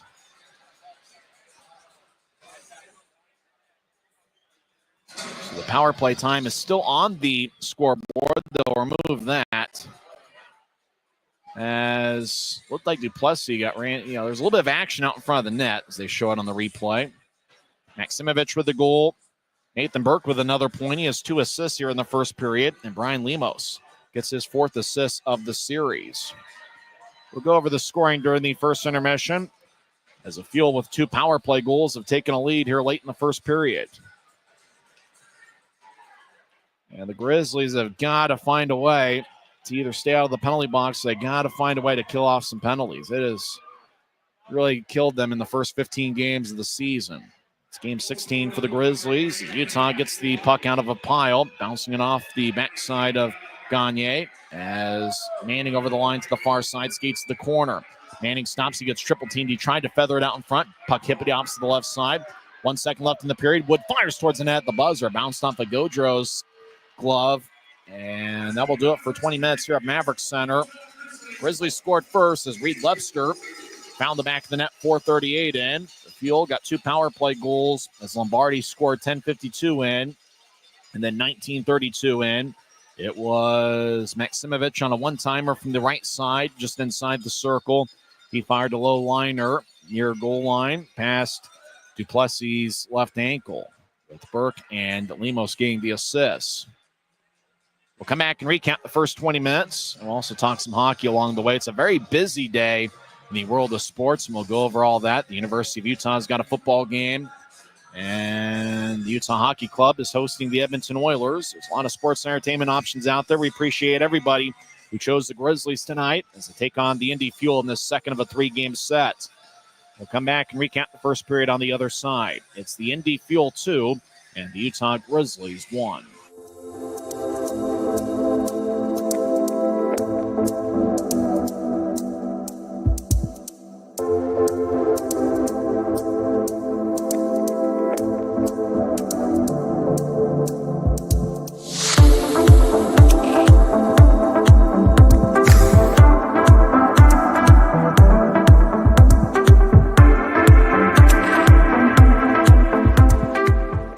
Commercial to recreational truck accessories, Mountain Land Truck Outfitters has got what you need. Flatbeds, spray and bed liners, lifts and leveling kits, wheels and tires. Mountain Land Truck Outfitters proudly uses a brand you know and trust. And with our experienced, knowledgeable, and friendly staff, your visit here will be informative and enjoyable. Stop into our convenient location in Provo at 265 South 100 West or call 801-225-4637 to get a quote for your fleet or individual truck. Mountain Land. Why is Jerry Seiner the #1 Kia store in the Salt Lake region? Selection. We've got over 350 new Kias to choose from. Savings. Shop over 40 new Kia Sportage models and save up to $2,500 off when you buy. Jerry Seiner has been the area's most trusted automotive source for over 40 years. Little wonder then how we've made thousands of friends to last a lifetime. Jerry Seiner Kia, Salt Lake. Thanks to Les Schwab Tires, I'm a confident backseat driver, but Mom's a little stressed about spending. Remember, breathe in. Now watch your speed and breathe out. Good. Even though we're watching our wallets, Les Schwab is still watching out for our safety. So turn here. Help keep drivers and backseat drivers safe with Les Schwab Tires. After one period, the Indy Fuel lead the Utah Grizzlies 2-1, and really the difference is 2 power play goals by the Fuel. Grizzlies got on the board first. Reed Lebster got a centering pass from Cole Gallant. Gallant was behind the net, found a cutting Reed Lebster. Pass went tape to tape, and once Lebster got it, he just fired a quick wrist shot past Ben Gaudreau to give Utah a 1-0 lead. That was 4:51 into the first period. Gallant with the goal. Lebster with the goal, is 4th of the year. Gallant with his 12th assist, which means he is now tied with Derek Dashke for the club lead. McKay Jensen gets his 3rd assist of the season. He now has an assist in each of the 2 games in this series. Indy got a power play as Reed Morrison got a tripping minor, 9:45 in. And a minute, 7 seconds into that power play, Nathan Burke had the puck in the right side, centered it to Lombardi out in front. There was a little bit of traffic. Burke tried to force it in there, but the puck ended up getting to Lombardi's stick, and Lombardi fired it past Duplessis. It was Kevin Lombardi's 3rd goal of the season. He's a big guy at 6'5" and 229 pounds, and when Indy's on the power play, you can expect to find him out in front of the net. Last year in 7 games, he played with the Orlando Solar Bears. He played his college hockey at Sacred Heart University. Did Kevin Lombardi. He was there 5 years. And he had 23 goals in his last 2 seasons at Sacred Heart. And Lombardi scored his 3rd of the year on the power play. 10:52 in, with Burke and Colin Bielik getting the assists. Indy got another power play. They had 3 power plays in the first period. Kay Jensen gave a fan a souvenir. 14-17 into the first. Grizzlies killed that penalty off, even though Indy did get 2 shots in the man advantage. And then Gianni Fairbrother got a tripping minor, 18:29 in. And a minute, 3 seconds into that power play, Nathan Burke threw it out to the right side for Maximovich. And Maximovich, who had 26 goals with Indy last year, fired a low liner one-timer. Didn't get all of it, but just enough to get past the left ankle of Vinny Duplessis. It's possible, if you look at a replay, might have gone under Duplessis' pad. Either way, just ended up scoring along the near side, near goal, just past the near post, and gave Indy a 2-1 lead. And really, Indy, a lot of their offensive action has come on their power play. The Fuel had 11 shots in the first period. 7 of them were on the power play. Grizzlies had 13 shots in the first period. 5 of them were power play shots. Of the 13 shots the Grizzlies had in the first period, 6 were considered scoring chances, and Indy had 4 scoring chances among their 11 shots. The battle in the faceoff circle was pretty even. Grizzlies had that edge, 11-10. In terms of hits, Utah had 5, Indy had 4. Both teams had 3 giveaways in the first period. And really, I think if the Grizzlies want to find a way to have some success in this series, and really the first period, they played well 5-on-5, especially there early in the game where they had 9 of the game's first 10 shots. The only problem was Grizzlies had 3 penalties, and Indy took advantage, scoring 2 power play goals. That's the difference in the game right now. Otherwise, Grizzlies have to like the way they played 5-on-5. But it's kind of tough. You want to play hard, you want to be aggressive, but at the same time, you got to find a way to stay out of the penalty box. Grizzlies came into play tonight with the fewest penalty minutes in the league, with 120 at an average of 7.33 per game. But unfortunately, with the penalty kill struggling the way it has here so far this season, the Grizzlies are going to have to find a way to either stay out of the penalty box or get the job done on the penalty kill. Because right now, that's really been a big difference in a lot of games, unfortunately, that have gone against the Grizzlies, is the other teams capitalizing on power plays against Utah's penalty kill. We'll see what happens here in the final, 20-minute, final 40 minutes of play, and in particular in the second period. Utah has been a good second period club this season. However, on Wednesday night, Indy had the better of Utah 3-1 in the goal differential.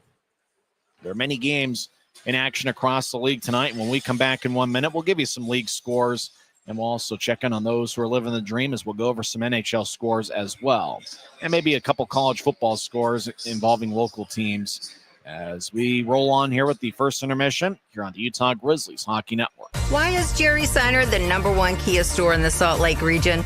Selection. Shop over 50 new Kia Sorentos with savings up to $4,500 off at Jerry Seiner Kia, Salt Lake.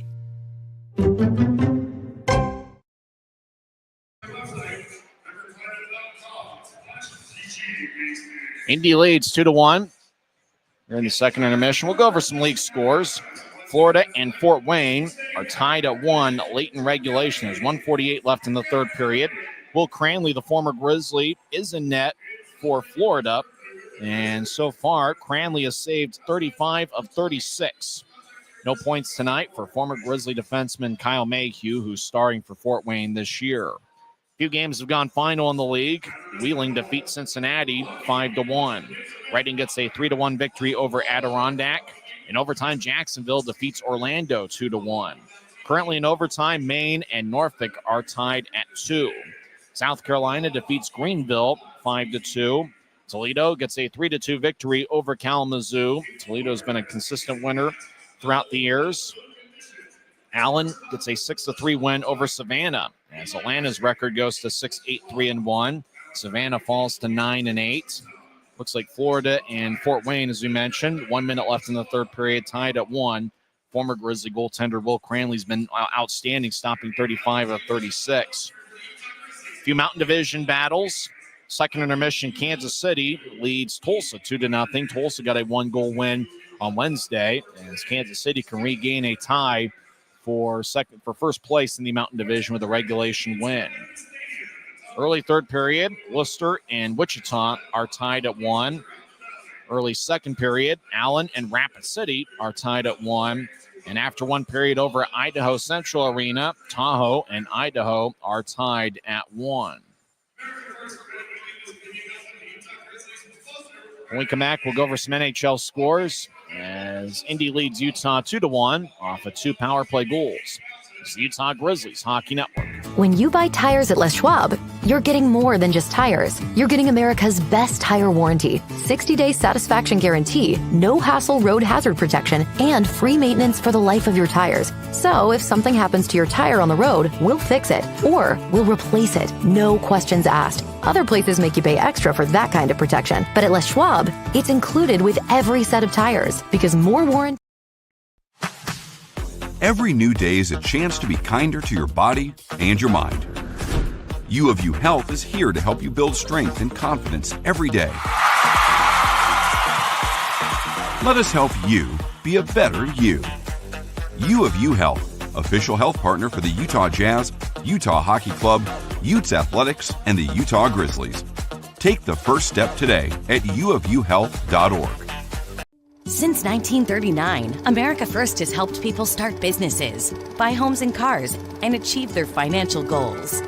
Today, our top priority is still the financial success of you and your family, which is why we're giving new members $100 when they sign up for a basic savings and checking account, and another $100 when they upgrade to premium checking and enroll in and use direct deposit. So head to AmericaFirst.com today and join the credit union that always puts its members first. Why is Jerry Seiner the #1 Kia store in the Salt Lake region? Selection. We've got over 350 new Kias to choose from. Savings. Shop over 30 new Kia Seltos models and save up to $2,000 off when you buy. Jerry Seiner has been the area's most trusted automotive source for over 40 years. Little wonder then how we've made thousands of friends to last a lifetime. Jerry Seiner Kia, Salt Lake.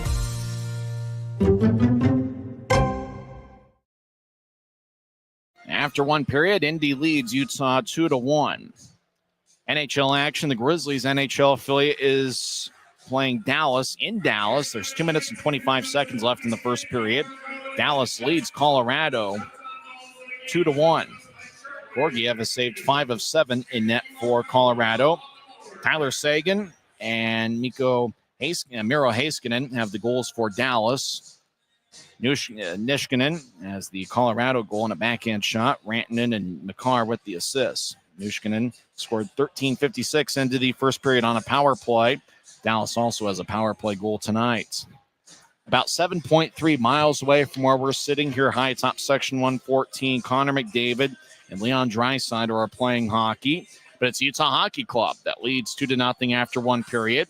Alexander Kerfoot scored on a snapshot, according to the CBS Sports app. He scored 6:17 in with Kevin Stenlund getting the assist. And then on another snapshot, it was Logan Cooley scoring 17:15 in. Valimaki and Robert Bortuzzo with rare assists. So Utah leads Edmonton 2-0. Vemelka gets the start in net, and Veggie has saved all 5 shots he has seen. Edmonton has taken 12 shots. Actually, Utah's taken 12 shots. Edmonton has 5. Edmonton's won the face-off battle 61-38. 10 giveaways by the Utah Hockey Club, but it doesn't matter. As the club has the 2 goals in the first period. Logan Cooley and Alexander Kerfoot as they lead 2-0 after one period. Edmonton is 11-9-2 this season. Utah is 9-10-3.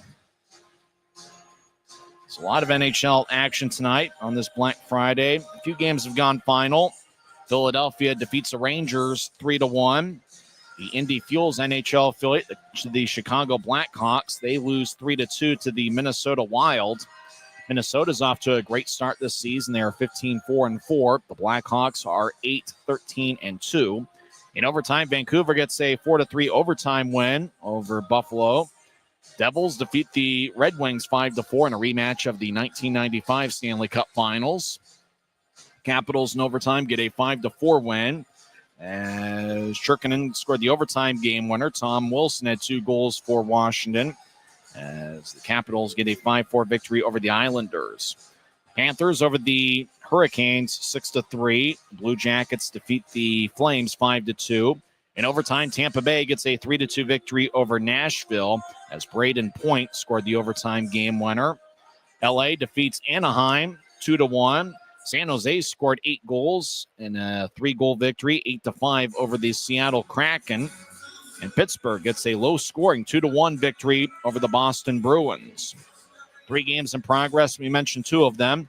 After one period, Utah leads Edmonton 2-0. And late first period, Dallas leads Colorado 2-1. But the Avalanche are currently on a power play that will carry over into the second period. Late second period, the Jets and Vegas are tied at 2. Winnipeg is 18-5 this year.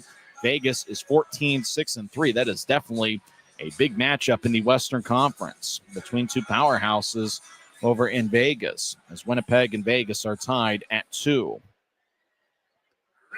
Some college football action. I know the University of Utah is playing out the string. It's their 12th and final game of the season, as the Utes are 4-7. Let's see if we can get a score update. That game has gone to halftime. Utah leads Central Florida 13-7. Both clubs in that game have a record of 13. Both teams are 4-7. Utah leads Central Florida 13-7. Early fourth quarter, Nebraska and Iowa are tied at 10. Late third quarter, Georgia Tech leads 7th-ranked Georgia 17-6. That's right. Georgia is trailing Georgia Tech 17-6. How about that one? That could be a big upset. Earlier today, 25th-ranked Colorado opens up a can on Mike Gundy's Oklahoma State Cowboys, 52-0. Oklahoma State went 3-9 this season. They were 0-9 in Big 12 play. 11th-ranked Boise State defeats Oregon State, 34-18. Boise State ends the regular season 11-1. Minnesota defeats Wisconsin, 24-7. In the Egg Bowl, Ole Miss gets a 26-14 victory over Mississippi State. Colorado State got a big victory against Utah State, 42-37 in a thriller. Utah State finishes the year 4-8. Colorado State finishes the regular season 8-4. San Jose State defeats Stanford 34-31. Navy defeats East Carolina 34-20. We'll come back and have second period action on the other side. We'll skate 5-on-5 in 2 minutes. You've been listening to the Utah Grizzlies Intermission Report on the Utah Grizzlies Hockey Network. Smith's always gives you more ways to save on top of our lower than low prices. And when you download the Smith's app, you can enjoy over $500 in savings every week with digital coupons and earn fuel points to save up to $1 per gallon at the pump. With a Boost membership, you'll save even more with double fuel points and free delivery. Discover more ways to save big every day. Smith's.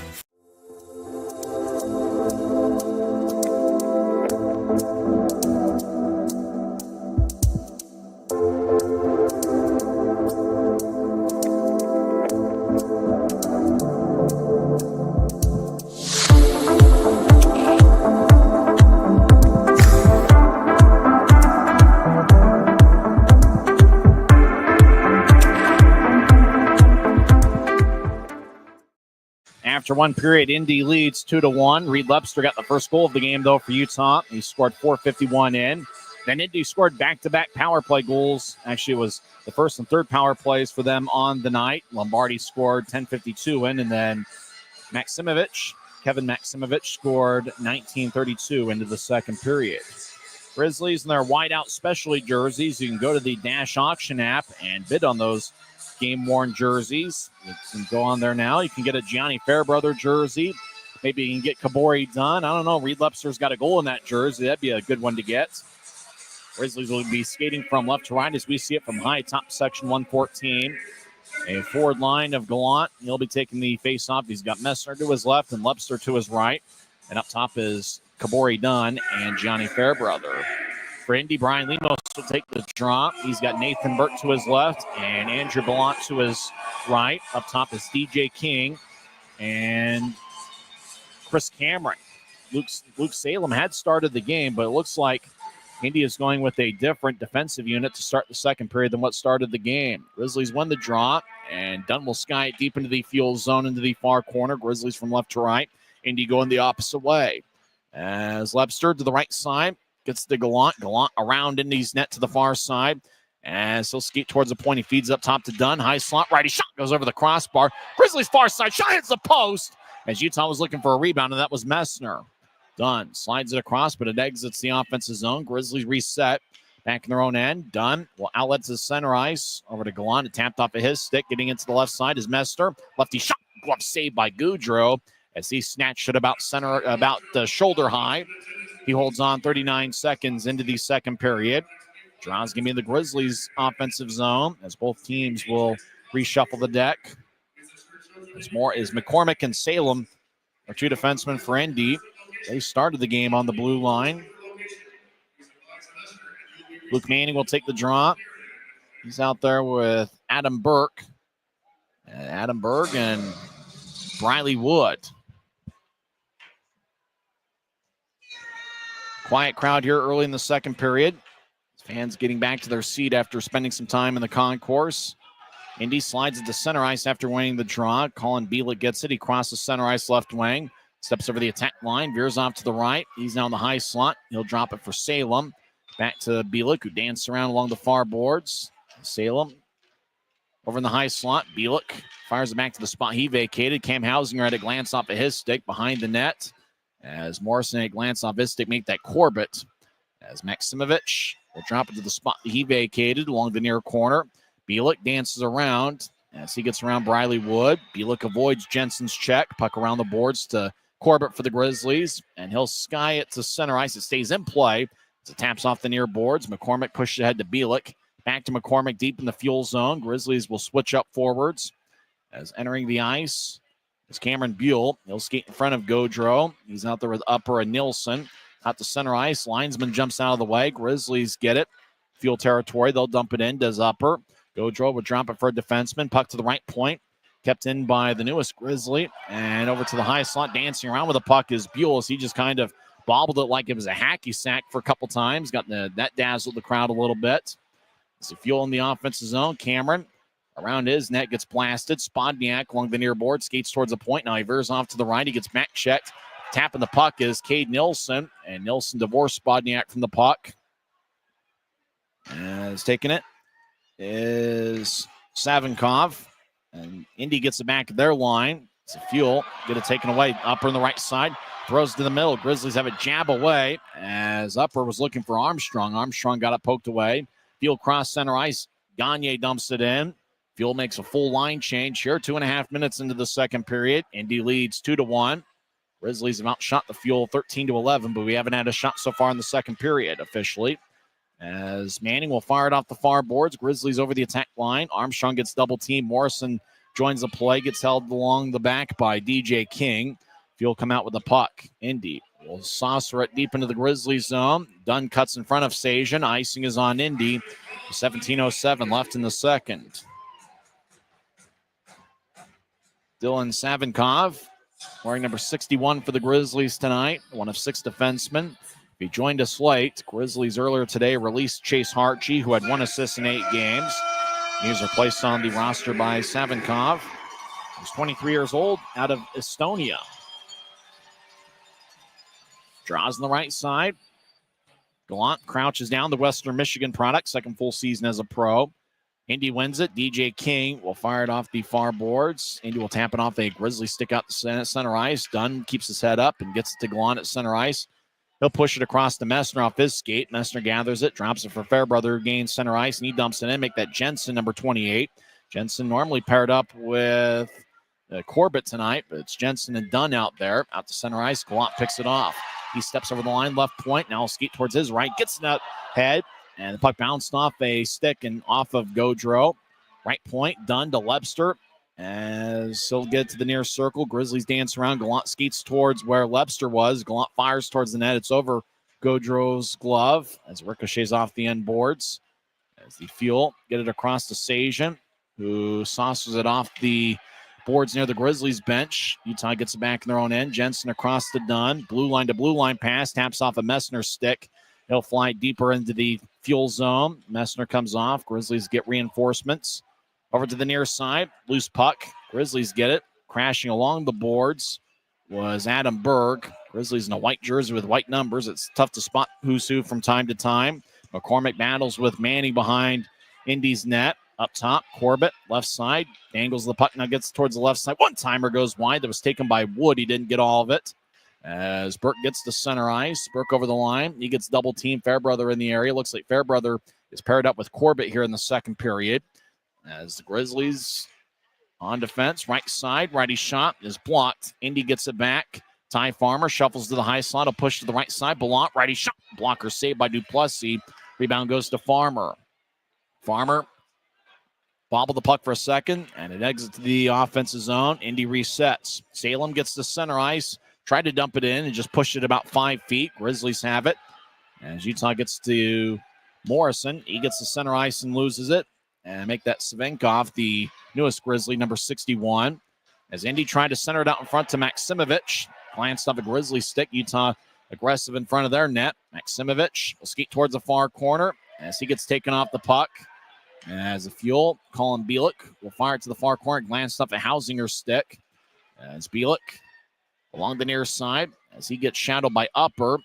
As Bielik drops it for Hausinger. Puck will go out to center ice. Grizzlies doing a good job along the boards. This game's had a little bit more flow than what Wednesday's game had. Lucas Brenton overskates the puck at center ice along the near boards. Bielik will slowly get it to Farmer. Spodniak gets it jabbed away by Nielsen, chasing after at the near goal line of Indy's zone is Lucas Brenton, the big 6'4", 212-pound defenseman. Farmer ahead to Spodniak left side. He steps over the attack line, gets around Armstrong. Spodniak falls down in the corner as he blows the tire, gets back to his feet, but he lost the puck.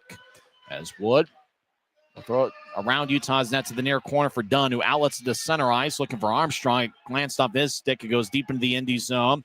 Armstrong's got something to protect his jaw. He had 5 stitches as he got hit with the puck on Wednesday. Out to center ice, Lombardi tried to dump it in, and he did, as he just kind of pushed it deep into the Grizzlies zone. Over to the near side. McCormick gets a loose puck. He gets double-teamed in the near corner.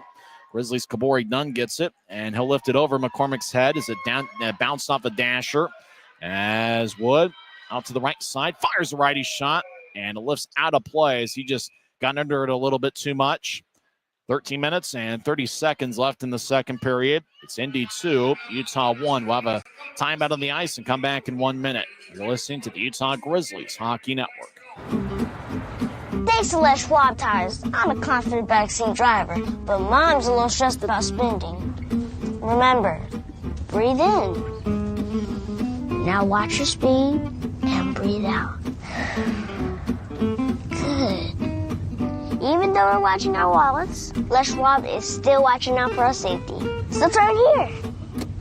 Help keep drivers and backseat drivers safe with Les Schwab Tires. Why is Jerry Seiner the #1 Kia store in the Salt Lake region? Selection. We've got over 350 new Kias to choose from. Savings. Shop over 40 new Kia Sportage models and save up to $2,500 off when you buy. Jerry Seiner has been the area's most trusted automotive source for over 40 years. Little wonder then how we've made thousands of friends to last a lifetime. Jerry Seiner Kia, South Jordan.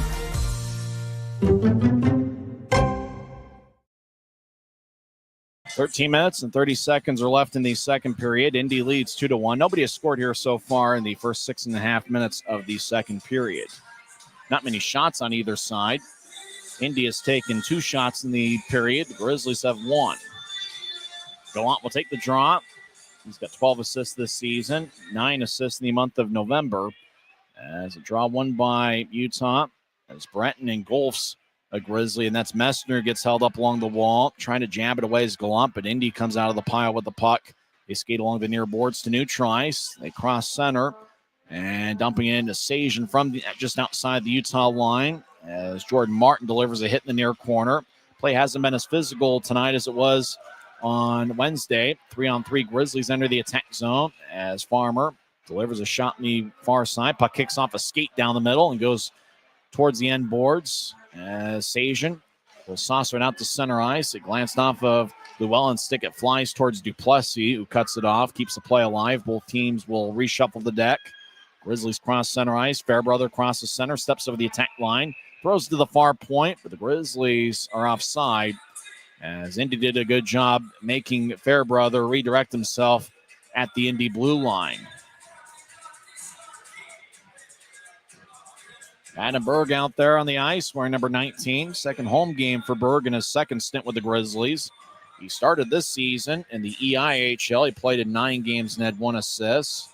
It's his second full season as a pro. He did spend some time with the Cincinnati Cyclones. He had 27 games of experience with Cincinnati over a 2-year stretch. Berg played his college hockey at Brock University from 2018 through 2023. Draw near the Grizzlies bench, won by Utah. Berg feeds it up top to Jensen across to Dunn. Jensen and Dunn have been paired up in the second period. Fairbrother's been mostly running with Cody Corbett. As a Fuel back in their own end, DJ King, big number 72, will fire it off the far boards. Goes to center ice past everybody. No icing, though, as Dunn around his net gets back checked. As Lemos drags it, trying to take it away from him. Dunn got it back. Now Indy will kick it off the end boards. Duplessis will fire it to the far corner for Dunn. It will backhand it ahead. It goes past DJ King, and it will slide all the way towards Gaudreau. He lets it go for an icing. 12:04 is left in the second. And Fuel will have an offensive zone draw.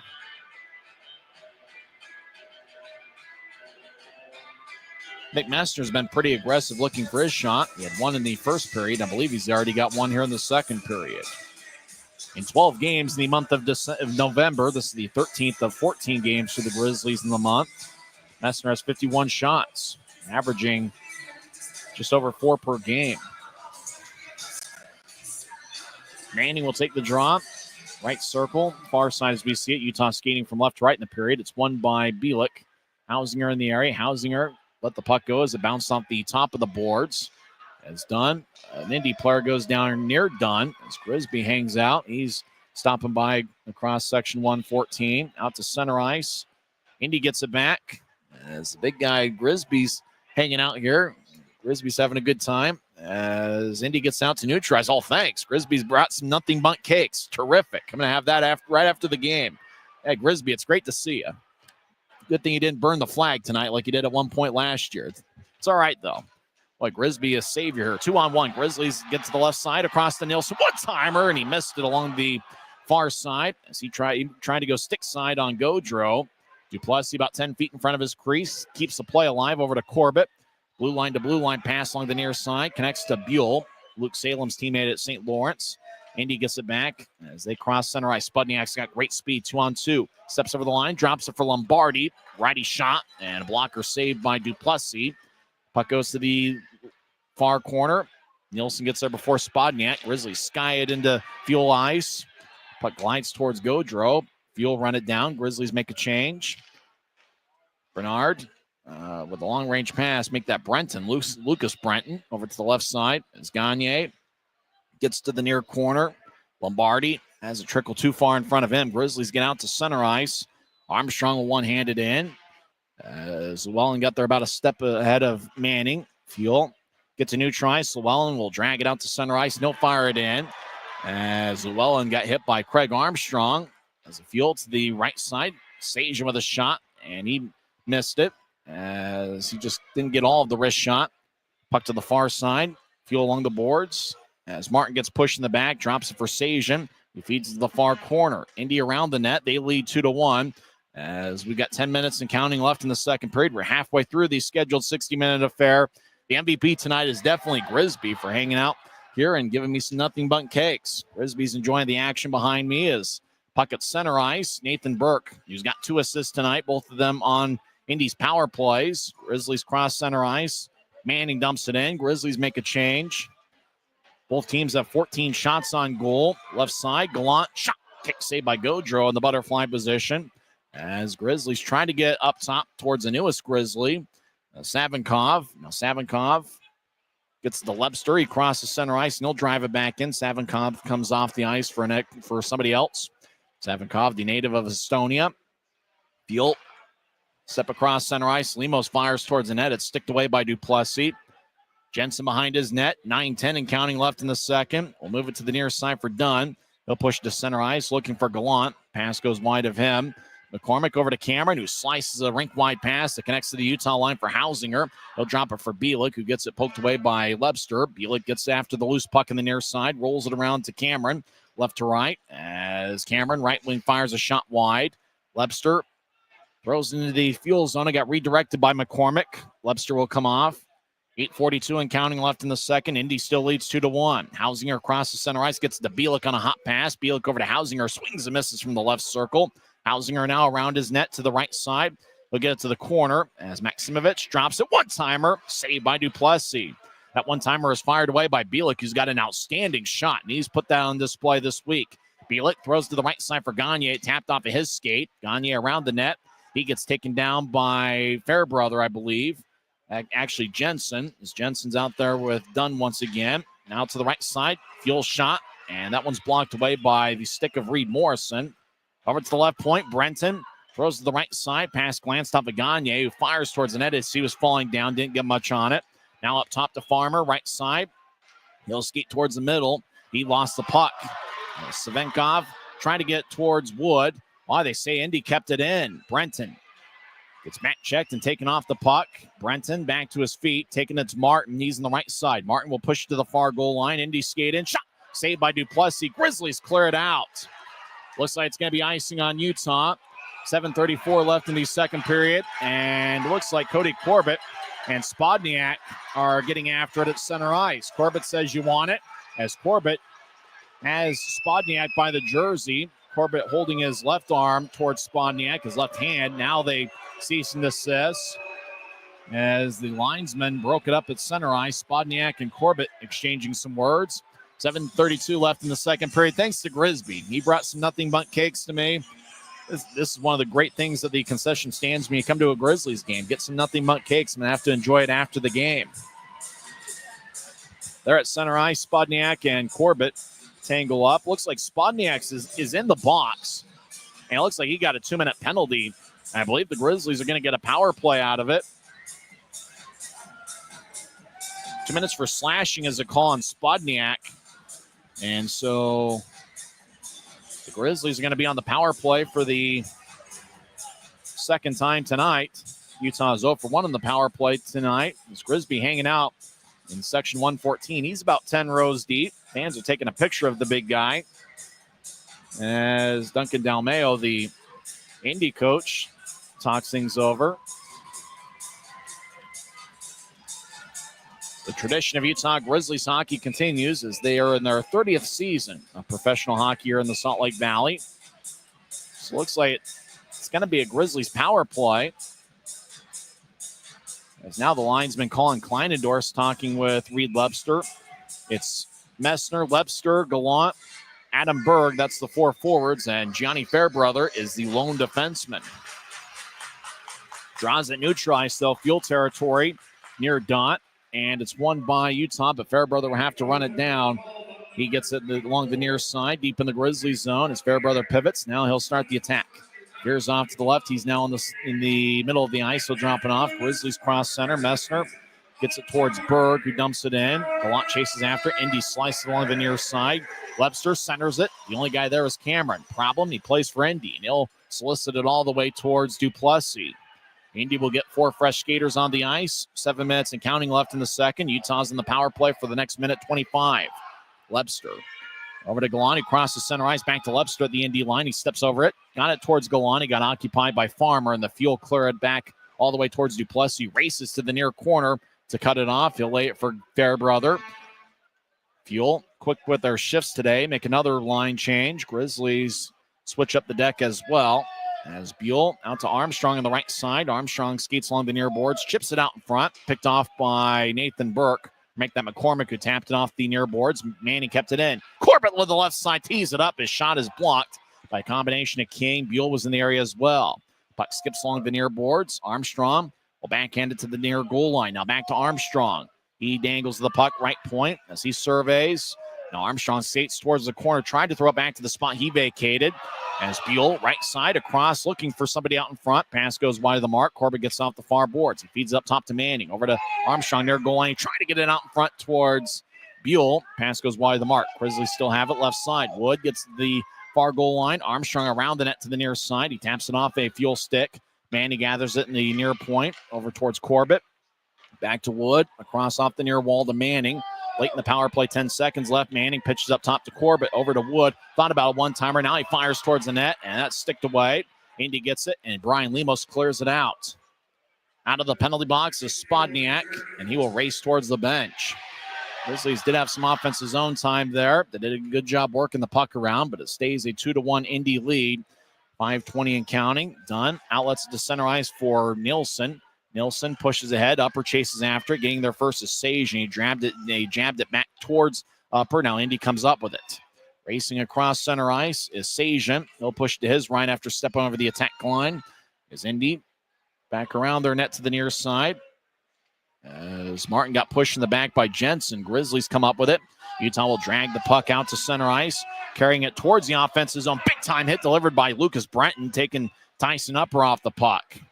As the Fuel get it taken away. Grizzlies in the offensive zone. Nielsen back at shot. He scores!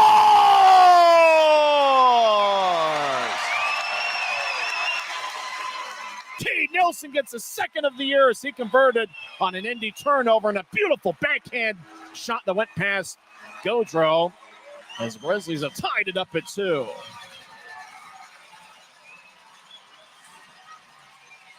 Boy, Grizzlies just did a good job forcing a turnover. Then Nielsen just kind of skated towards the near goal line, and as he was losing his balance, just fired it right over Gaudreau. So Cade Nielsen will get the goal. It's his second as a Grizzly.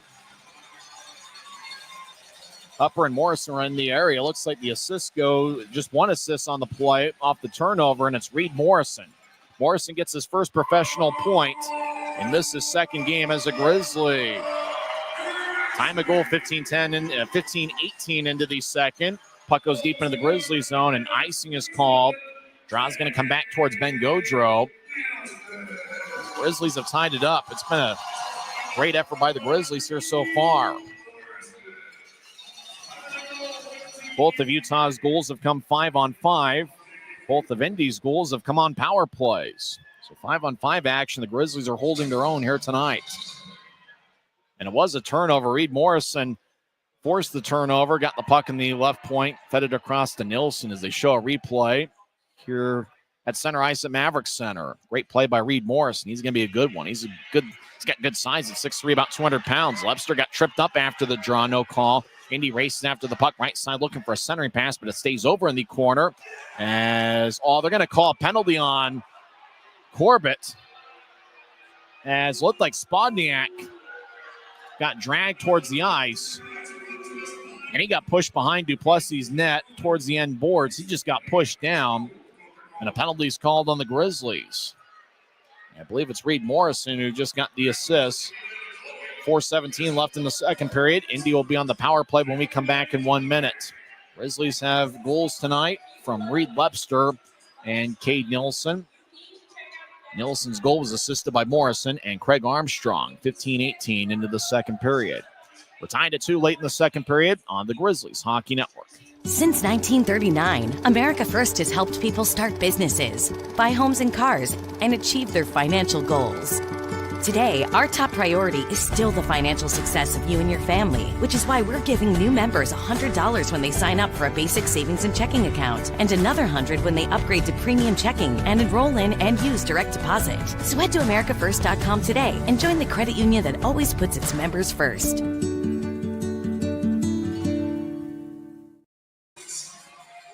.417 left in the second period. It was actually the newest Grizzly, Dylan Savenkov, getting 2 minutes for cross-checking. 15:43 into the second period.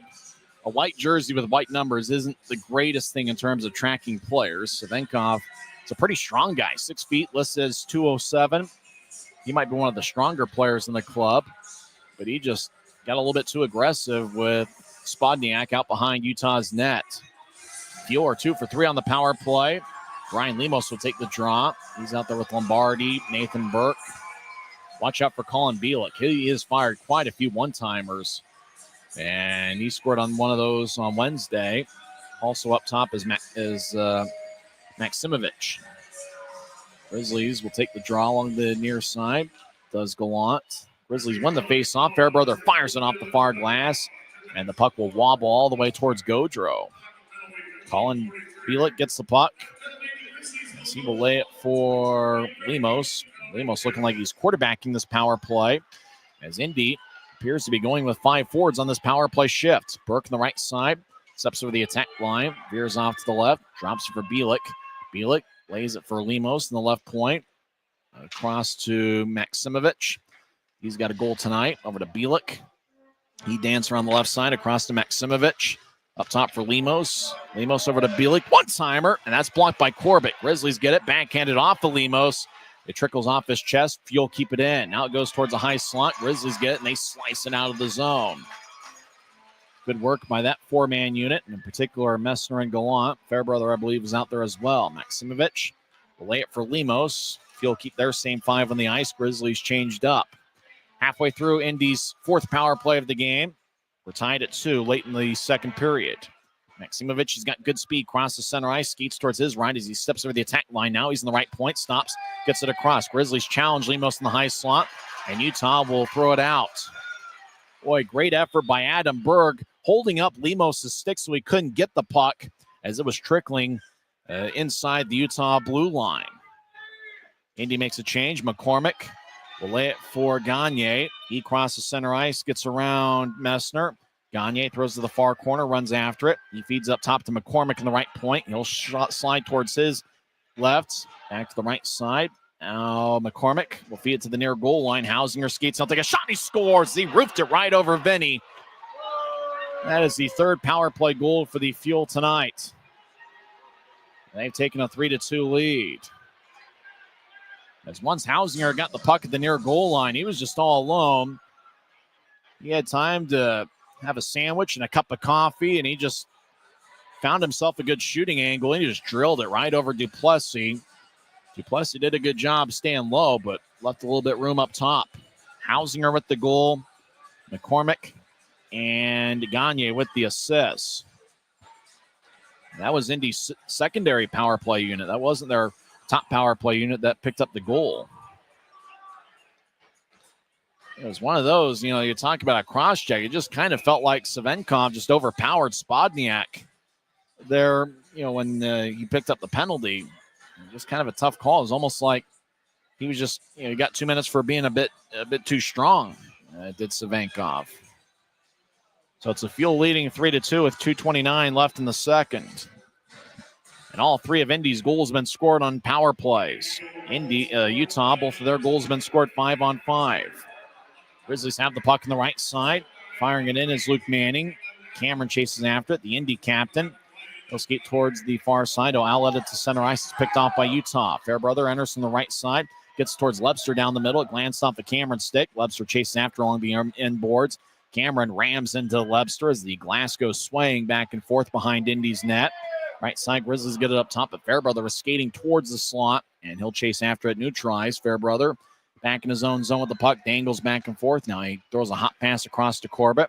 Cross ice to Wood. Near side, he crosses center ice, and he'll fire it in.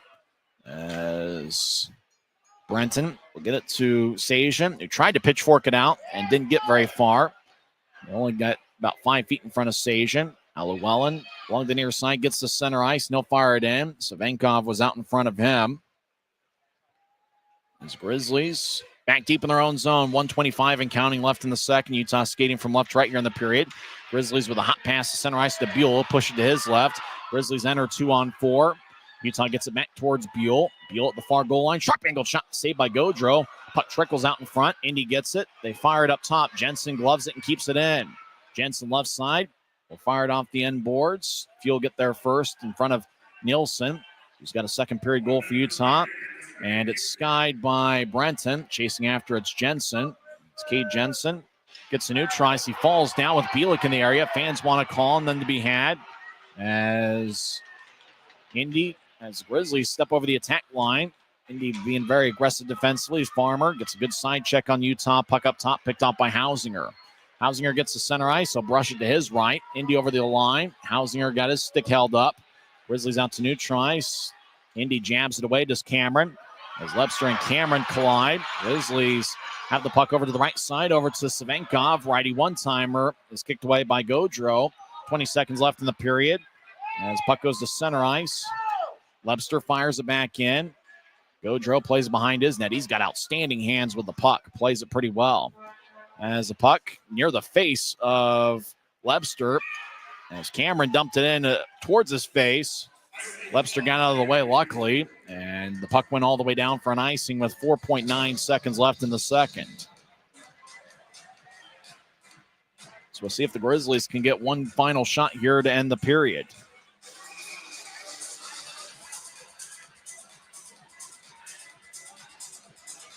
Manning will take the face off, the St. Thomas product. Here against Jordan Martin. Draw one by Utah. Dunn fires towards the net. Saved by Gaudreau in the butterfly position. Indy runs it down, and that will do it for 2 periods here at Maverik Center. Grizzlies were able to get a goal in the second. Cade Nielsen tied it up at 2. as he scored 15-18 in with Reed Morrison and Craig Armstrong getting the assist. 25 seconds after Utah's goal, Savenkov got a cross-checking minor. And very late in the power play, looked like there was 12 seconds left in the power play when Hausinger scored from the left wing as he just fired it over Duplessis. The assist on that goal went to Morrison and Ryan Gagne. As we mentioned, all three of Indy's goals have been scored on the power play, and both of Utah's goals have been scored even strength. We'll see if the Grizzlies have a third period comeback in them. Indy's done a pretty good job protecting leads this season. We'll come back and recap the first 40 minutes. We'll also go over some scores from around the world of sports. The score after 2 periods, it's the Indy Fuel's power play 3, and the Utah Grizzlies 5-on-5. They've scored 2. It's the Utah Grizzlies Hockey Network. When you buy tires at Les Schwab, you're getting more than just tires. You're getting America's best tire warranty, 60-day satisfaction guarantee, no hassle road hazard protection, and free maintenance for the life of your tires. So if something happens to your tire on the road, we'll fix it, or we'll replace it, no questions asked. Other places make you pay extra for that kind of protection, but at Les Schwab, it's included with every set of tires, because more warranty means less worry, and nobody stands by their tires like Les Schwab. Every new day is a chance to be kinder to your body and your mind. U of U Health is here to help you build strength and confidence every day. Let us help you be a better you. U of U Health, official health partner for the Utah Jazz, Utah Hockey Club, Utes Athletics, and the Utah Grizzlies. Take the first step today at uofuhealth.org. Why is Jerry Seiner the #1 Kia store in the Salt Lake region? Selection. We've got over 350 new Kias to choose from. Savings. Shop over 30 new Kia Seltos models and save up to $2,000 off when you buy.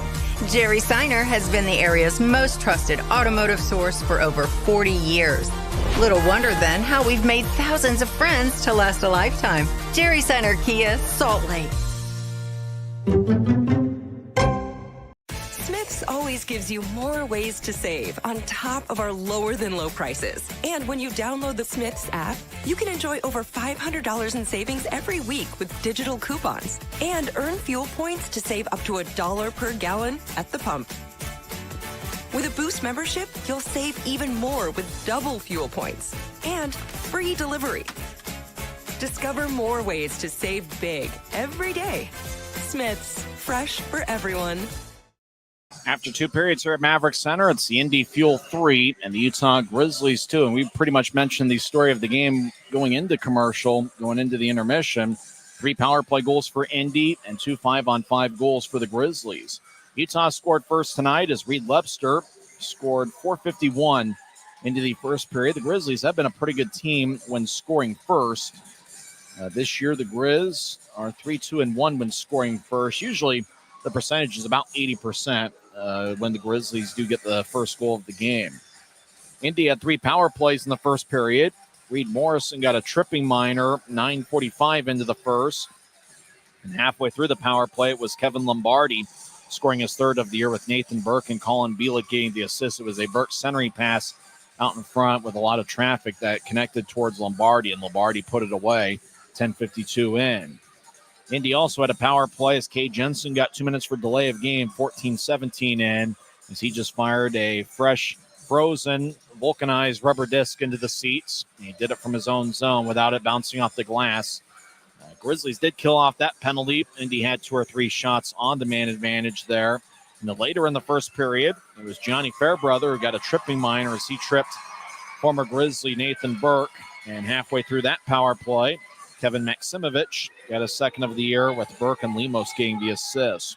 Burke assisted in both of Indy's first period goals, and both of them were on the power play as Indy took a 2-1 lead after 1 period. Grizzlies outshot the Fuel 13-11 in the first period. In the second frame, Indy outshot Utah 9-6. Both teams scored 1 goal in the period. Cade Nilsson tied it up 15-18 into the second. Reed Morrison with an assist. At one point, they had given an assist to Craig Armstrong, but it looks like it's just Morrison that gets the helper. And really, the play was made by Morrison as the puck was over in the far point. It was still in the Indy zone, Morrison forced a turnover, got the puck over to Nilsson, who was on the right side. And then Nilsson fired a nice backhand shot over Gaudreau. Later in the second period, Indy got on a power play as Dylan Savankov in his Grizzlies debut got a cross-checking minor, 15:43 in. And very late in the power play, Cam Hausinger was just all alone along the near goal line. Had a cup of soup, a salad, and he pretty much had a picnic there before he found a good shooting angle and fired it over Duplessis. He scored 17:31 in with McCormick and Gagne getting the assists. So Indy took a 3-2 lead, and that's where we stand. Coca-Cola can race here at Maverik Center as they're off. Coca-Cola out to a big lead as Fanta and Sprite battle for second. Diet Coke is a distant fourth. Coca-Cola loses his balance, and Coca-Cola crashes into the inboards left side. Coca-Cola with a big lead as they cut towards the near side. Sprite and Fanta trying to close the gap. Coca-Cola, kind of like Secretariat and kind of like that horse in the 1970s, out to a big lead. Frisbee pushes Coca-Cola, and Fanta slides past the finish line as Grisby assisted Fanta to victory. Boy, Coca-Cola by far was the best can in the Coca-Cola can race. Grisby knocked Coca-Cola off its axis, and Fanta, with a lot of style, just slid under the finish line, and Fanta comes away with the victory. So the Coca-Cola can race, the best tradition here at Maverik Center that's lasted since, I think, March of last year. But we certainly love a good race, and the Coca-Cola can race certainly provides that each and every home game, as the winner is Fanta here today. Now we're through two periods. Looks like we got a really good Friday night crowd, especially when you consider all the other stuff that's happening around town. When we come back, we'll go over some other league scores. We may even take a look at the Mountain Division standings, and we'll also check the Central as well, where the Indy Fuel play in. It's the Utah Grizzlies Hockey Network.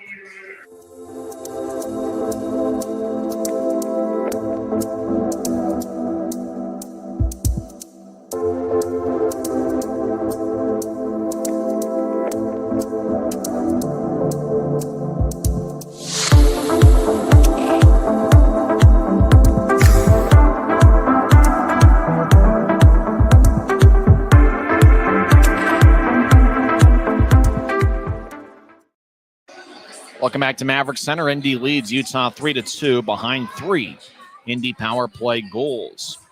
Other games are going on right now. Looks like there's 3 other games in the league. Late third period, Kansas City leads Tulsa 3-0. Don't forget that Kansas City is going to be here at Maverik Center for a 3-game set next Wednesday, Friday, and Saturday. Next Friday and Saturday is going to be Healthcare Appreciation Weekend presented by U of U Health. Kansas City, the defending Western Conference champions, are 4 minutes away from getting their 10th win of the season as they lead Tulsa 3-0. Second intermission, Allen leads Rapid City 3-1. Both teams are below 500 with their record so far this season.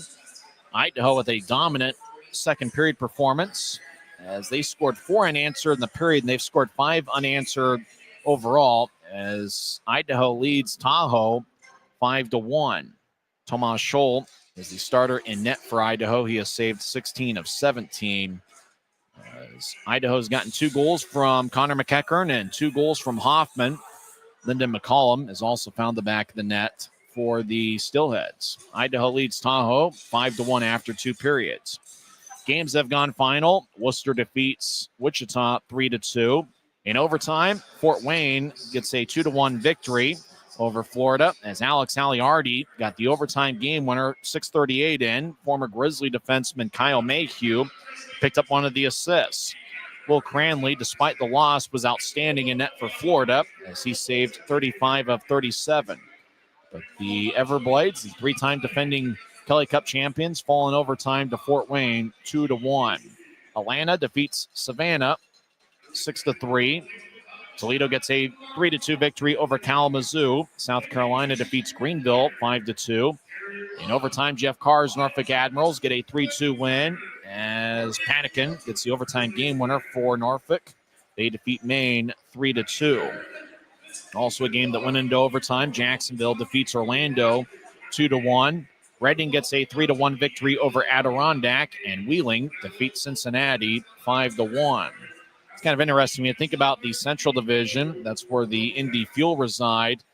You notice the rivalries when you start breaking down the teams. I remember when the Grizzlies played Toledo in the Western Conference Finals back in 2022, there were literally people from Fort Wayne and Indy calling up saying, you got to find a way to beat Toledo.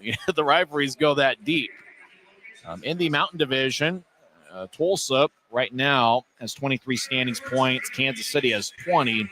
Obviously, teams don't necessarily play the same amount of games, so we like looking at point percentage a lot more. Tulsa does lead that with 719 point percentage. Kansas City's at 625, although it looks like Kansas City is going to defeat Tulsa tonight. Tahoe's got the third best point percentage with a 643 rate, which is third best in the division. Idaho's got the fourth best point percentage at 531. Looks like Idaho's going to defeat Tahoe, barring some miracle comeback. Wichita's got 19 points. They got the third most points, but they got the fifth best point percentage. Rapid City is in sixth place right now with 13 points. Allen also has 13 points, but Allen does have a better point percentage. And the Grizzlies right now are in last place in the Mountain Division with 11 points and a 367 point percentage. In the Central Division right now, it's kind of tough because Indy's played 13 games, but a team like Toledo has played 18.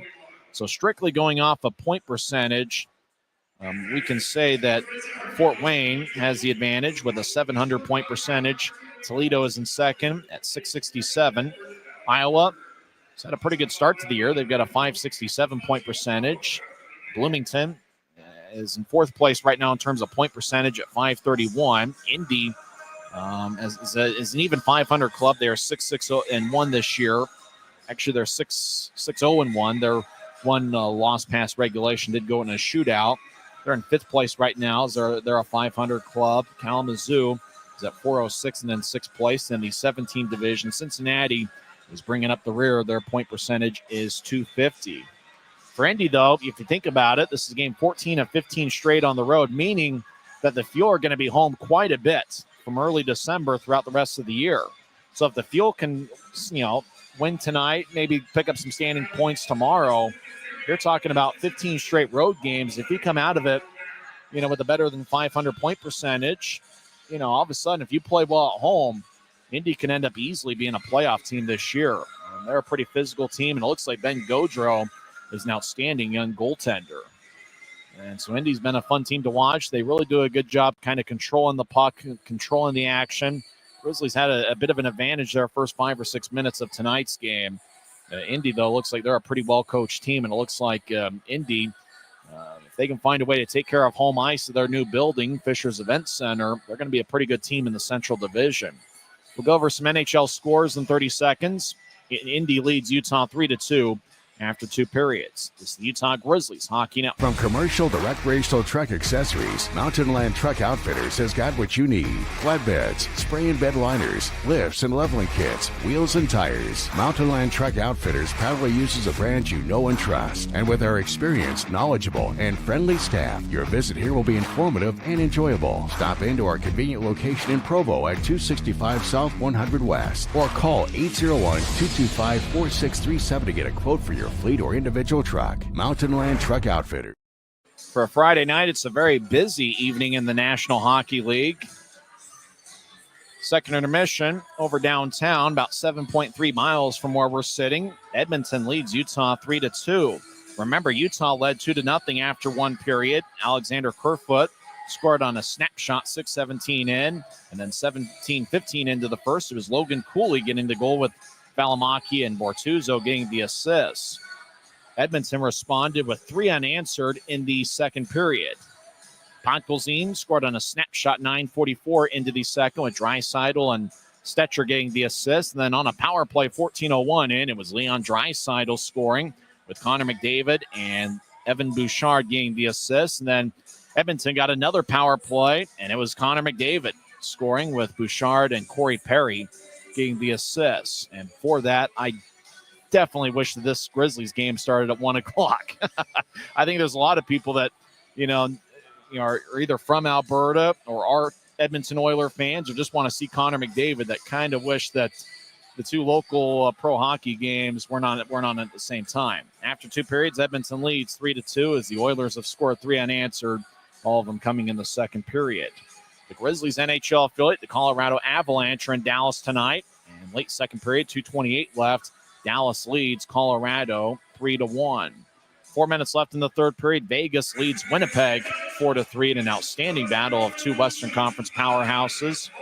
Games have gone final in the NHL. Flyers defeat the Rangers 3-1. The Fuel's NHL affiliate, the Chicago Blackhawks, lose today to Minnesota 3-2 in regulation. In overtime, Vancouver defeats Buffalo 4-3. Devils over the Red Wings in a rematch of the 1995 Stanley Cup Finals. 5-4 was the final. New Jersey over Detroit. In overtime, Washington gets a 5-4 victory over the Islanders. Tom Wilson had 2 goals for Washington. Florida defeats Carolina 6-3. Columbus gets a 5-2 victory over Calgary. In overtime, Tampa Bay defeats Nashville 3-2 as Braden Point scored the game winner there. Los Angeles defeats Anaheim 2-1 in regulation. San Jose with an offensive breakthrough performance. They defeat Seattle 8-5. And after starting the year 0-7-2, San Jose's played some pretty good hockey over the last month. Pittsburgh defeats Boston 2-1. Pittsburgh finally got some good goaltending tonight, and they came away with the victory.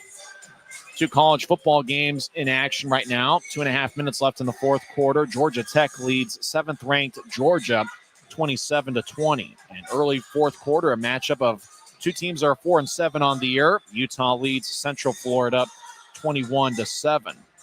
One other local college football score, Colorado State defeats Utah State 42-37. We'll come back and have third period action on the other side. You've been listening to the Intermission Report on the Utah Grizzlies Hockey Network. Why is Jerry Seiner the #1 Kia store in the Salt Lake region? Selection. We've got over 350 new Kias to choose from. Savings. Shop over 40 new Kia Sportage models and save up to $2,500 off when you buy. Jerry Seiner has been the area's most trusted automotive source for over 40 years. Little wonder then how we've made thousands of friends to last a lifetime. Jerry Seiner Kia, Salt Lake.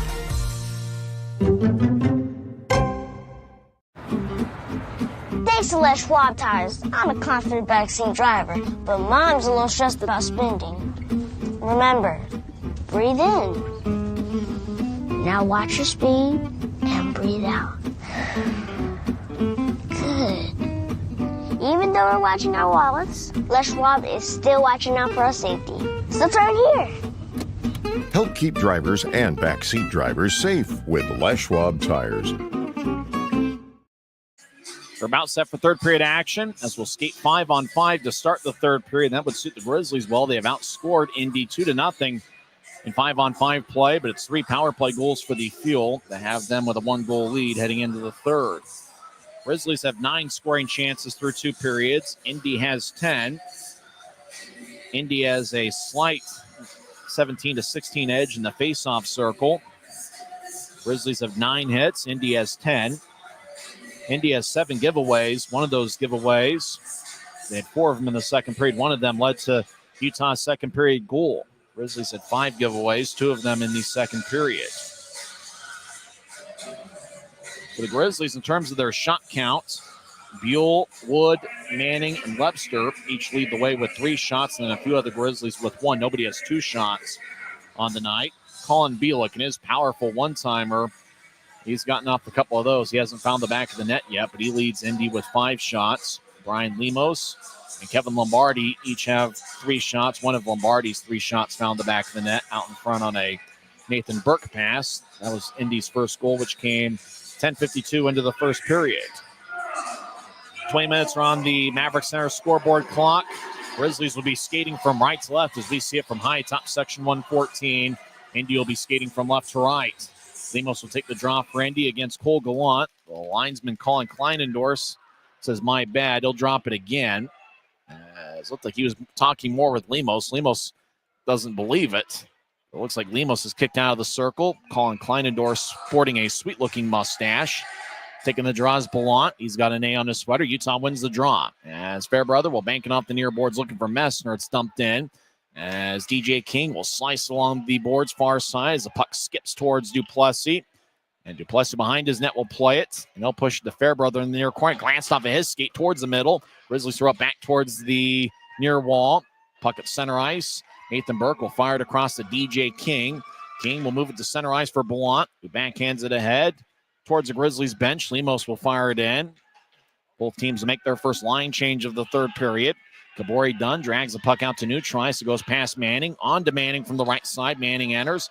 He falls down. Luke Salem nearby.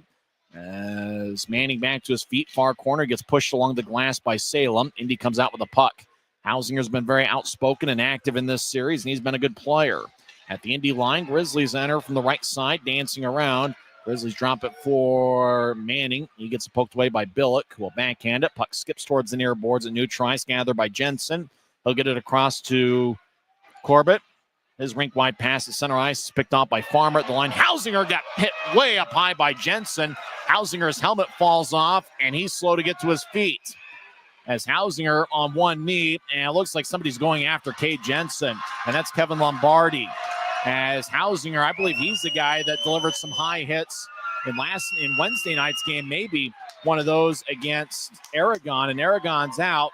As Lombardi drags Jensen along the near corner deep in the Grizzlies zone as Jensen delivered a big-time hit up high on Hausinger. Hausinger is not entirely sure where he's at right now as he was on one knee, and I think he's still down a little bit. He's to his feet now, but he looks like he's a little bit dazed as Cade Jensen delivered a big-time hit up high, and Kevin Lombardi, Indy's number 23, went after Utah's number 23. Lombardi didn't look like either guy really threw many punches. Lombardi eventually dragged Jensen to the ice. Hausinger skates towards the bench. He will toss his helmet to Indy's equipment manager. Hausinger is probably going to have to get checked over by the trainer, which would probably be a smart move, as that was a tough hit up high. I think the question, though, Chris Cameron looks like he's a little bit disappointed. It doesn't look like Indy's going to get a power play out of this. We might be skating 4-on-4.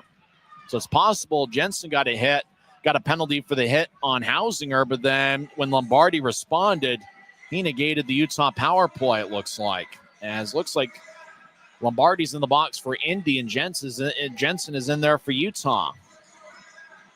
The draw is going to be in Neutron's Fuel territory.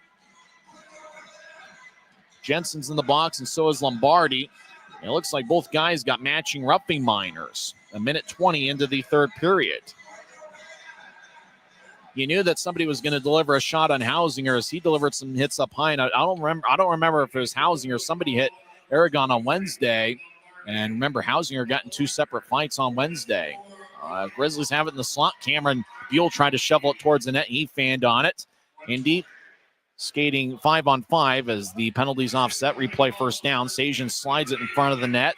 And Martin couldn't get it as he just kind of skated towards the puck side. Fuel back in their own zone.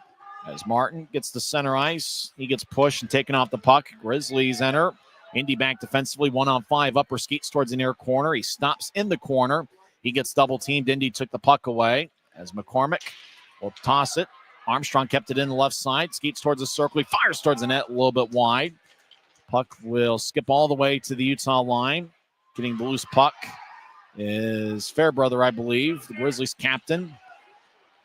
These jerseys look nice from up front, but it's tough to tell who's who when everybody's moving at about 15 miles an hour. Indy gets out to Blount at center ice, 3-on-2. Indy over the attack line. Blount avoids Corbett's check. Blount on the right side tried for the toe drag. Lost the puck. Corbett moves it out to center ice for Armstrong. Armstrong steps over the attack line, stops in the right point. Grizzlies make a line change around him, so Armstrong just dumps it into the near corner, and he'll come off.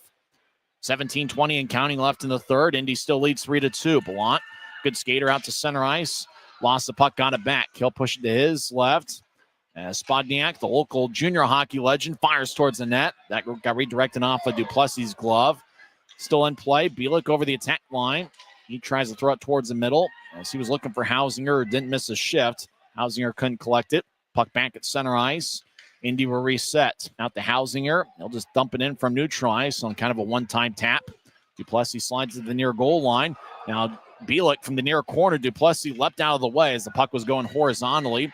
Backhand shot towards the net is kicked away. Indy left side, Hausinger shot, saved by Duplessis.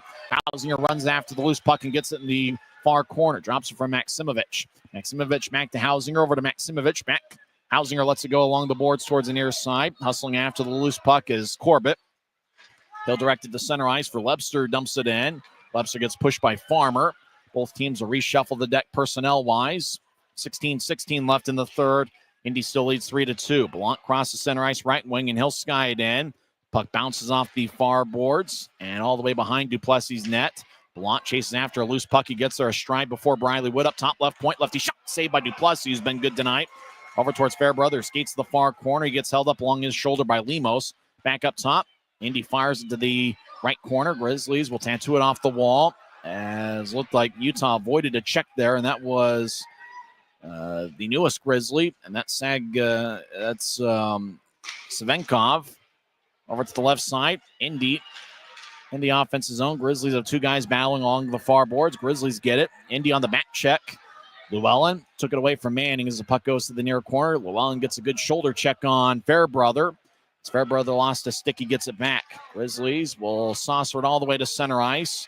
It's taken by Cameron, who solicits it to the right side for Llewellyn. He drops it for Martin. Right circle, righty shot. Saved by Duplessis. Rebound goes towards Corbett, and they'll backhand it to center ice.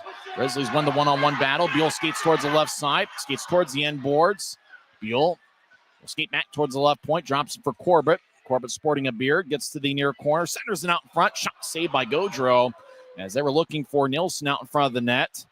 Buell will hip it up and out to center ice. And gathering it. Crossing center and dumping it into Sajan.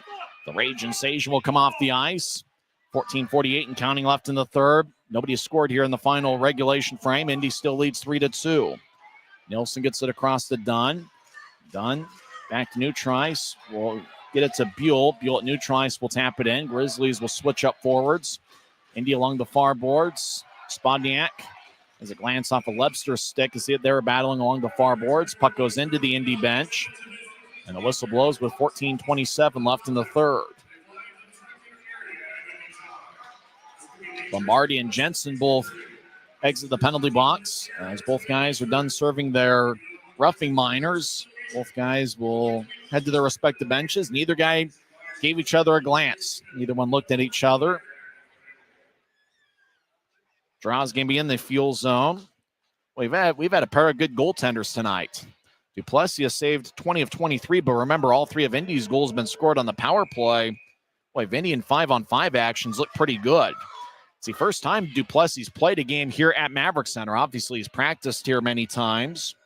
The previous 3 games as a pro, 2 last year, were in Idaho. And then, this year, played last week in Wichita 8 days ago. So it's his first home game here at Maverik Center, and he's played well. Indy has the puck. Lucas Brenton will fire it to center ice for Burke, who dumps it in. And we get a whistle. Fuel already had... Looks like icing is called on the Fuel. Boy, Burke was in Utah territory, although the Fuel had some guys in the offensive zone when Burke dumped it in. Manning will take the Dries out there with... Actually, it's Messner taking the Dries out there with Gallant and Lebster. Jerseys look nice.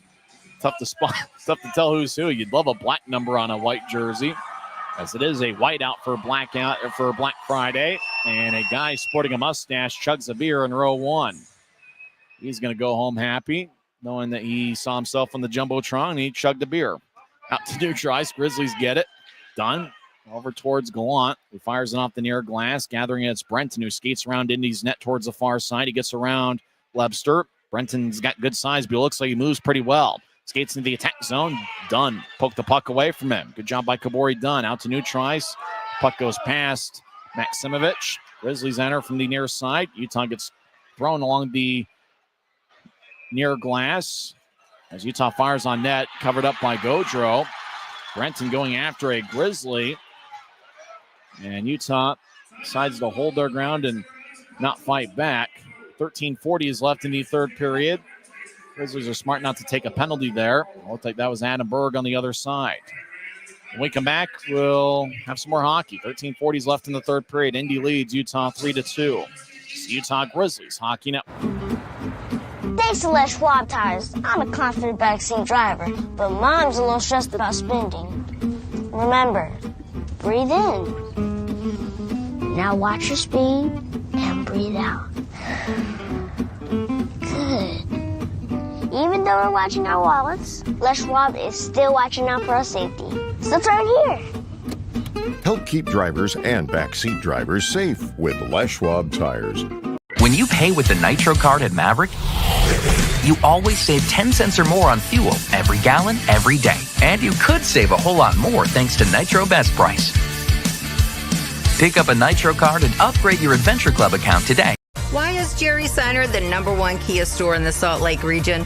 Selection. Shop over 50 new Kia Sorentos with savings up to $4,500 off at Jerry Seiner Kia, Salt Lake.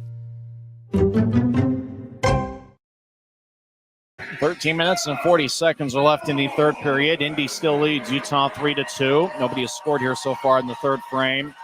Indy's looking for some insurance, and the Grizzlies are looking to find a way to tie it up. Luke Manning will take the draw. He is out there with Briley Wood and Adam Berg. Draw won by the Grizzlies. Fairbrother's out there. Fairbrother is paired up in this third period with Savenkov. Savenkov got blasted at neutral ice by Maximovich as Grizzlies along the near boards. Savenkov moves out to center ice looking for Briley Wood. He couldn't reach it. No icing as Adam Berg raced there first and got there before Cameron. Cameron rams into Berg as the puck goes back to neutral ice. Fairbrother near the Grizzlies bench will backhand it ahead to Wood, who fires it in as Grizzlies make a line change about 7 minutes into the third period. Indy gets to center ice. Maximovich crosses center, and he'll drill it in. Puck got about 5 feet of air under it as Jensen got spun around along the far boards. Taking the puck is Lombardi, who dances around. Now get it up top to the left point for McCormick, who fires it off the end boards intentionally. Gagne gets held up by Dunn. Gagne in the near corner, gets to the circle. Spodniak up top for Salem. Across to McCormick, who dances around. A fire lefty shot. Glove save by Duplessis. He makes a save about shoulder high. Salem fired away from the left point. Duplessis snatched it out of the air. Boy, Vinny's played a pretty good game. As we mentioned, all 3 of the goals allowed were on the power play. Otherwise, Vinny's played pretty well here tonight. The former Quinnipiac product. He was a star last year at Quinnipiac, where he had a record of 21-7-2 with a .914 save percentage and 2.02 goals against average. Duplessis out of Quebec City. Before he played at Quinnipiac, he played at Boston University for 3 seasons. Indy wins the draw. McCormick, high slot lefty shot goes wide. He missed the net glove side on Duplessis. Indy skates from left to right here in the period. Fuel get it up top to Salem, who fires towards the net, and that's blocked. It goes back to Salem, who brushed it towards the far side. Grizzlies will cross center ice with the puck. Off the near boards to Upper. He skates around Indy's net, gets to Nielsen, who feeds up top to Dunn. Right point. Dunn fires towards the net wide as he puts a dent towards the end boards. Sajin gets the loose puck. The Raging Sajin will drag it out to neutral ice. He's got good size. He crosses center ice, and he'll dump it in. Sajin goes 6'1" and 190 pounds. It's about the same size he was with the Grizzlies 5 years ago. Dunn will bounce it off the back of Lemos at neutral ice. Webster gets it back towards Galan, who skates in. He's got great speed. Slot righty shot goes wide. Fuel might have gotten a stick in the way there. Corbett left side shot, and blocking the shot was Nathan Burke's stick. A stick breaks. He gets a new one from the Indy bench. Brenton around the boards. Burke with somebody else's stick pushes out to center ice. Burke comes off for a change. 1-on-2. Lemos steps over the attack line slot, and he'll fire it onto Duplessis. Duplessis covers up as Lemos was after him, trying to break a double team after taking the shot. After the whistle, Corbett and Savenko have some words for Lemos. Lemos did a good job getting to the Utah line, firing it on net, stopping play and getting an offensive zone draw. 11 minutes and 30 seconds are left in the third period. Utah's taken 20 shots. Indy's taken 25 as the Fuel have a 3-2 lead. On average, we had mentioned before that Indy allows just 23.7 shots per game. So they're pretty close to being on target there average-wise. Maybe Utah gets 4 more shots in the third period, which is probably their goal. And Utah probably looking for another 7 or 8 shots as they're the ones that are down a goal. Draw in the Grizzlies zone is won by Utah in the near circle. Grizzlies will push it out to neutralize. Puck up in the opposite center ice. King will fire it off the far boards. Jensen runs it down. Grizzlies spread the ice. It's Cade Jensen, who's got an assist tonight, dancing around behind Utah's net. Hausinger out in front of it, causing chaos. Hausinger towards Jensen's right shoulder, forcing Jensen to go left, and he does. Grizzlies get it out to center ice for Manning, who gets around Bielik. Manning at center ice, over to Berg, left side. Back towards Manning, he'll take a lefty shot. And that one's blocked away. He couldn't get much of a shot off as DJ King took his time and space away. But a great give and go by the Grizzlies, creating a scoring chance as King drags down Manning. Indy will carry it out to neutral ice as Hausinger stops nearby, as does King, as King hits a Grizzly in the back. And now Cameron going after Adam Berg as well, as icing is on the Fuel. Boy, there was about 2 or 3 Indy players getting after Adam Berg as Berg was skating towards the bench. As Berg will take a seat, Grizzlies will get 5 fresh skaters on the ice. Offensive zone draw for Utah. Don't forget to join us tomorrow night as it's pickleball night. Go to UtahGrizzlies.com and get the exclusive Grizzlies pickleball paddle. Armstrong is on the left wing. Reed Morrison out there on the ice. Taking the draws, Messner. Savenkov out there with Dunn off the left side. Savenko with a one-timer that goes wide. Savenko shoots right-handed. Puck to the right point, and it skips towards the Utah line along the far boards, run down by Armstrong. He'll slice a long-range pass looking for Morrison that's jabbed away by Salem as he Fuel dump it in. Grizzlies in the near corner. Savenkov will spin it along the boards towards the left point. Fuel fire to the far boards, and a glance off a Gagne's stick. Puck to the near side, loose puck. Messner delivers a good push on Spodniak. Grizzlies come out with it as Armstrong will get towards center ice and dumped it in, but just to the Indy line. Grizzlies make a change. Indy in control of the puck 10 minutes into the third period. Salem crosses center ice, and he'll drill it in. Duplessis behind his net will roll it along the near boards. Grizzlies tried to gather it, and it goes past Tyson Upper. Ty Farmer runs it down. He's behind Indy's net. A lot of long-range passes going incomplete here in the third period as Lucas Brenton with a long stick and 6'4". He'll get across center ice, and he'll throw it in. As Duplessis along the near boards, Tyson Upper gets it. It's Upper will move it across to Corbett. They're trying to get it back to Upper, and it's poked away by the stick of Llewellyn. Corbett runs it down deep in the Grizzlies zone, gets it to the far side. As Grizzlies push it out to center, DJ King collects it for Indy as he skates back to the Indy line across to Cameron. Hot pass towards Martin. It's taken away by Corbett, who throws it in, but Corbett was in Grizzlies territory, so he gets called for icing with 9:06 left in the third. Oh, this being a one-goal game, if you're looking at 3 stars, it's almost impossible to figure out who would be who. It's one of those where I think Indy's just kind of looking for time to run out. They're not sitting on the puck by any stretch. They're not necessarily playing defense-first hockey, but they're a club that defensively, when they need to lock down, they really do so. Grizzlies trying to find a way to force some action here in the third period. The Grizzlies have taken 1 shot in the period. Indy's taken 5. Off the draw shot from the right wing is saved by Duplessis, and he holds on. As Indy has taken 5 shots here in the period, the Grizzlies have just 1. Good Friday night crowd here at Maverik Center. Indy will get a line change in. Brian Lemos will take the draw for the Fuel. Lemos, will be mentioned, the former Kansas City Maverick, and he was pretty good against the Grizzlies as a member of the Mavericks. Cole Gallant with an A on his sweater. Johnny Fairbrother, the Grizzlies captain, wearing the C. Gallant and Mick Messner wearing the A's. Draws in the right circle of the Grizzlies zone. Utah skating from right to left as we see it from section 114.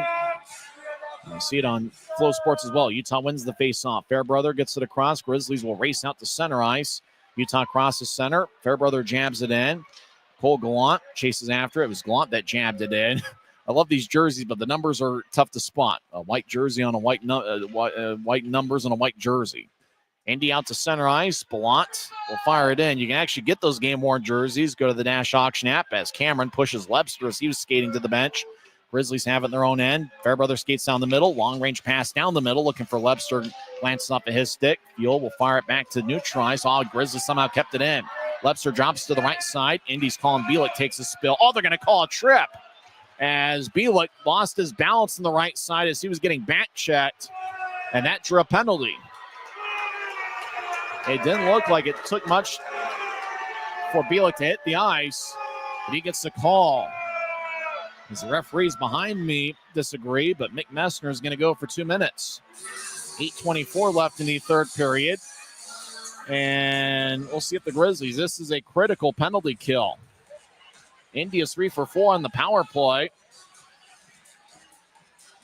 They show the replay. There wasn't too much emotion after they showed the replay. Messner gets 2 minutes for tripping, 11:36 into the third. So this is a critical penalty kill for the Grizzlies, and Indy, they could just about put this game on ice with the way they play defensively with the goal here. Biggest 2 minutes of the game right here. Indy wins the draw. They lead 3-2. Gagne, he'll skate to the right point. Now he veers towards the circle. He stops, pivots, skates back towards the point. He's along the near boards. He dances back and forth as the Fuel gets to McCormick. Second power play unit. Sajan over towards Ballon. He'll take a shot, and it's blocked by a Grizzly stick. McCormick extends the stick to gather it. He's in the right point. Skates towards the high slot, gets to Gagne. Gagne back to McCormick. He's now on the left side. He'll fire a lefty shot. That's blocked away by Duplessis, and it goes out of play. Hausinger was net front trying to redirect it as play stops with 7:54 left in the third. A minute 30 is left in Indy's power play. Fuel will get their top power play unit on the ice. This unit has scored 2 of the 3 power play goals. The 5-man unit that just left does have a power play goal, and that one was scored in the second period, that power play unit. The one that's on the ice scored both of the power play goals in the first period. That features Lombardi, Nathan Burke. Fuel win the draw. Lemos gets it towards Bielik, back towards Lemos. He'll fire towards the net. Blocker saved by Duplessis. Bielik gets the puck in the far corner. So he'll skate towards the far circle, gets up top to Lemos. Lemos back towards Bielik. He'll feed it to the corner for Burke, who skates around Utah's net. Burke kind of faked as if he was going with the Michigan. Bielik gets to Lemos. Now to the far goal line. Shot saved by Duplessis. Now in front of the net. Everybody jabbing away, and Vinny covers up Maximovich. And a Grizzly player gets spirited out in front as Maximovich was trying to jab at the puck as Duplessis was trying to cover it up. 1:01 left in Indy's power play. 7:25 left in regulation. Cody Corbett talking things over with the referee, Brendan Schreider. Corbett's going to be on the ice. Berg and Nielsen are out there as well. Can't see who the other defenseman is. I believe that's Savinkov, the new defenseman.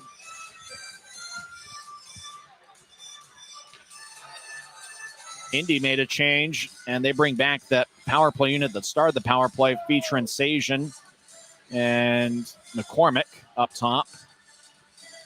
Gagne will take the draw for Indy. And Cade Nielsen for Utah. Draw won by Indy. McCormick fakes it to Sajan. He'll move it to the right side. Grizzlies get a stick in the way as it taps off the near glass. Gagne collected it. Gets up top to McCormick. Back to Gagne. He feeds it to the near goal line. Ballant over to McCormick. Over to Sajan left side. He gets to Hausinger in the far corner. Back up top to Sajan. Over to Hausinger. He bobbles the puck, but gets it back. Slides it slowly along the far boards. Berg challenging. Puck goes to Sajan, who gets it to Ballant. 30 seconds left in the Indy power play. Now Ballant over to the left side gets it. They'll feed it towards McCormick. Shot is blocked. As that was blocked by Utah. Couldn't quite tell who that was. Gagne, right side, fires lefty shot, and it's sticked away. And it goes out of play. Boy, Berg did a good job blocking the second shot. It was Cade Nielsen that blocked the first shot. Boy, Nielsen's played a complete game for the Grizzlies. He scored the second period goal. He's blocked shots. He's won faceoffs. He's done just about everything for Ryan Kanasowicz's crew here tonight. 19 seconds left in the power play. Both teams will switch things up. Indy's done a good job tonight kind of keeping shifts short. I don't know if that's because of the altitude, if that's a strategic thing, but it seems like they're switching up at just about any time they can. Lemos will take the draw. And for the Grizzlies, it's Manning. Manning wins the faceoff as the puck goes to the near corner, and the Grizzlies will helicopter it all the way towards Gaudreau as the puck knuckles off the end boards, gathered by Farmer. 10 seconds left in Indy's power play. It looks like it's going to be a successful penalty kill for the Grizzlies. As Farmer to neutralize, crosses center, steps over the attack line, lays it from Maksimovic. They'll take a shot that's blocked. Grizzlies are back at full strength, and Messner will join the play. Grizzlies get it as Jensen will push it into the fuel zone. And it's going to be icing with 6 minutes and 11 seconds left in regulation.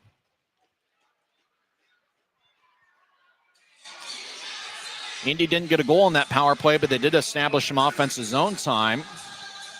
Well, Grizzlies have won a few faceoffs here.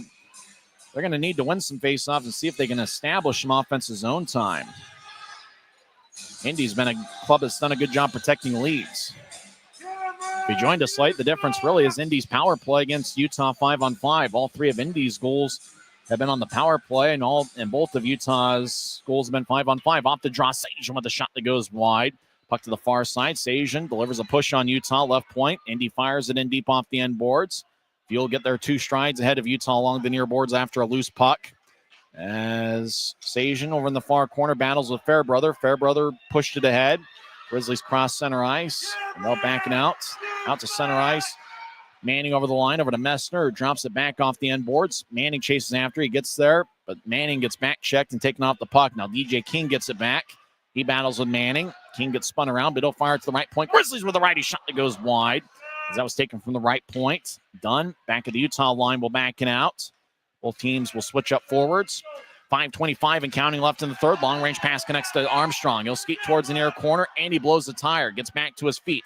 Armstrong with the puck, tried to center it. It bounced off a Grizzly. Now centering pass to Dunn. Shot is blocked. Now right side. Shot to score!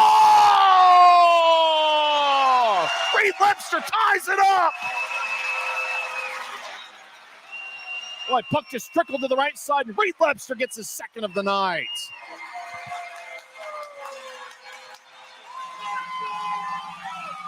This Maverik Center crowd's going nuts. As puck just kind of bounced towards the right side. Webster's got it after the puck kind of calmed down, and he fired it past Gaudreau.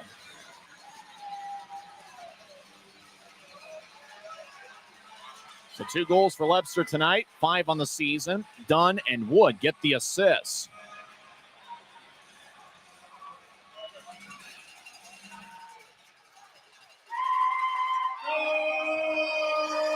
Indy wins the draw, 5:08 and counting left in the third period.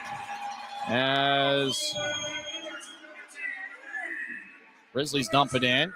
It's icing on Utah with an even 5 minutes left in the third period.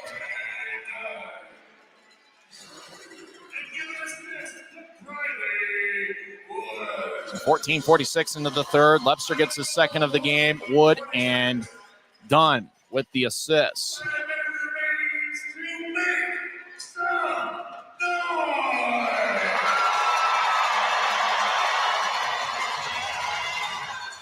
Draws in the left circle of the Grizzlies zone.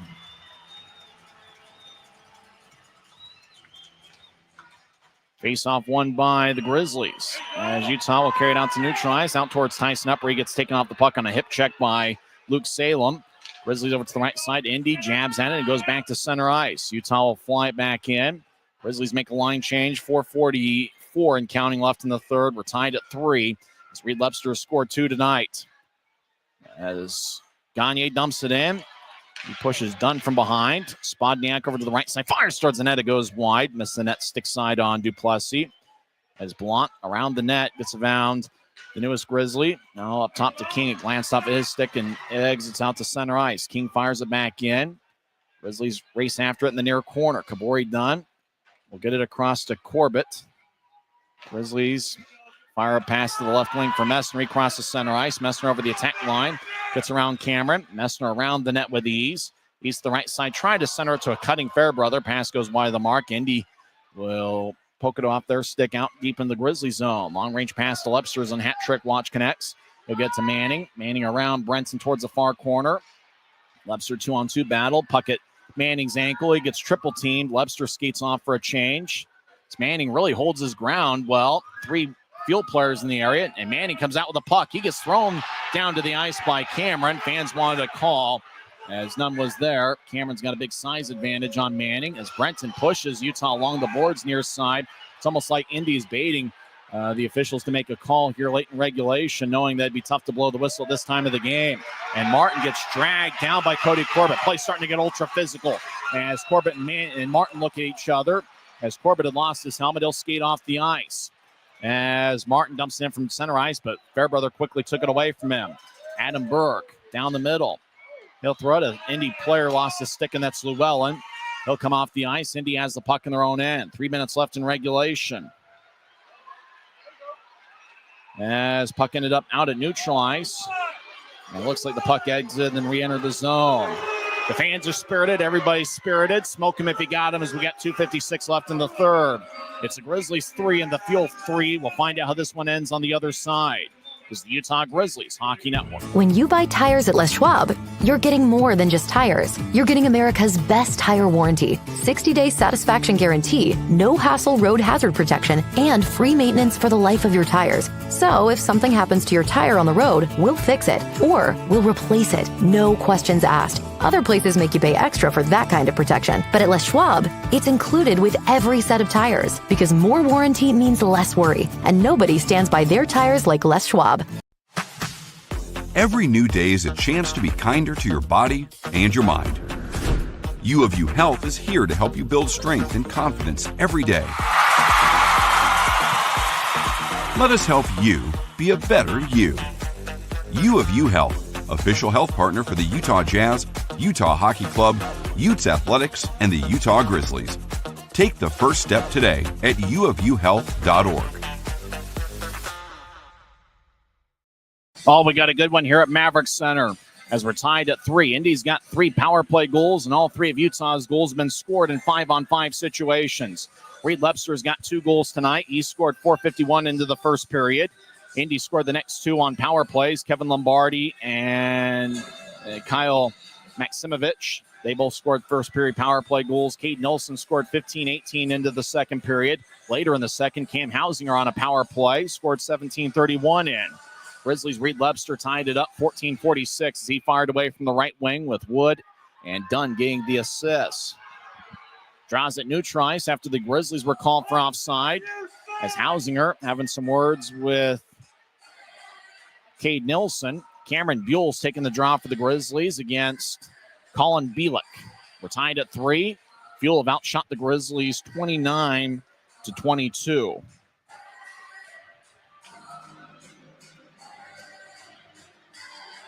There's been a lot of spirit and heat here tonight. These teams obviously aren't that familiar with each other, but they've developed a little bit of a beef over the first 2 games of this series. Don't forget to join us tomorrow night at 7 o'clock as well for the series finale. As Indy wins the draw, they'll fire it off the near boards. Grizzlies run it down. Kabori Dunn in his own zone. Grizzlies skate from right to left here in the third period. He skates down the middle, pushes it to his left for Buell. Buell throws it into traffic along the near boards as puck bounces towards the Utah line. Grizzlies get it. As they fire it off the glass. Upper gets occupied by Ty Farmer. He couldn't play it. King throws it around his net. Maximovich along the far side. He'll lift it just under the video board as it bounces at Dunn's ankle. He gathers it and throws it to Savenkov. And puck towards the near side. Buell got pushed along the boards by Farmer. He couldn't get the puck, and icing is on Utah with 2:19 left in the third.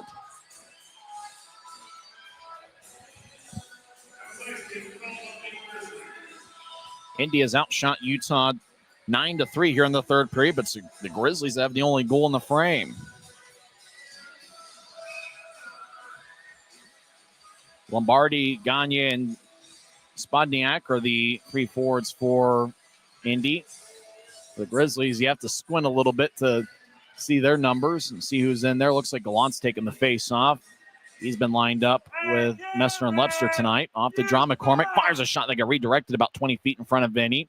Duplessis played a pretty good game, stopping 26 of 29 behind Utah's net. Gagne skates towards the far side. Now he skates towards the point, and he'll fire it to the corner that he vacated. Puck spins along the boards towards the near side. Lombardi in the corner will tap it off at Dunn as they battle along the wall. Coming out to Cameron Buell. Grizzlies cross center ice. Buell will throw it in as the puck skipped about knee high off the end boards. As Cameron, 1:45 and counting left in the third. will flub it in.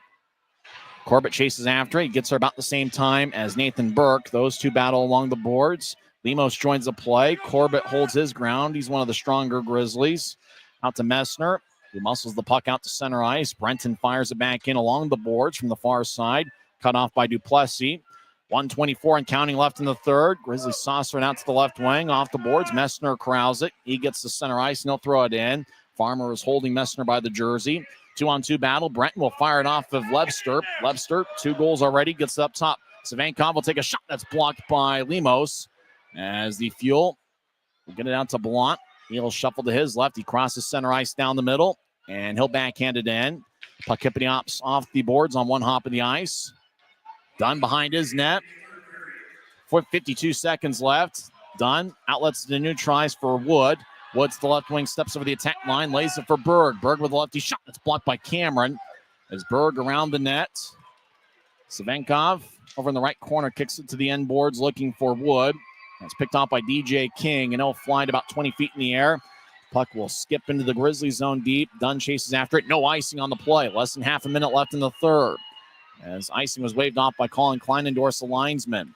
Martin, off the referee, gets spun around as the puck bounced off the referee. Now right point. Farmer fires towards the net, looking for Llewellyn to redirect it. As there's 12 seconds left. Indy dancing around left side. Lefty shot, saved by Duplessis. And he holds on. That was Maximovich. Boy, Maximovich pushed a Grizzly into Duplessis, and that causes a little bit of commotion. As Dunn and another Grizzly going after Maximovich. Beal talking with Maximovich. They don't want to take a penalty at this point. Obviously, with 9 seconds left in regulation, you don't want to get a penalty that could cause a 4-on-3 in overtime. Drozky be in the Grizzlies zone. What a fun game this has turned out to be. Regardless of what happens tonight, I think the Grizzlies fans have to like the spirit that their team has brought forward here tonight. Especially coming back from a 1-goal deficit against what you can argue is the best defensive team in the league in the Indy Fuel. Draws in the left circle. Maximovich will take the draw against Cole Gallant.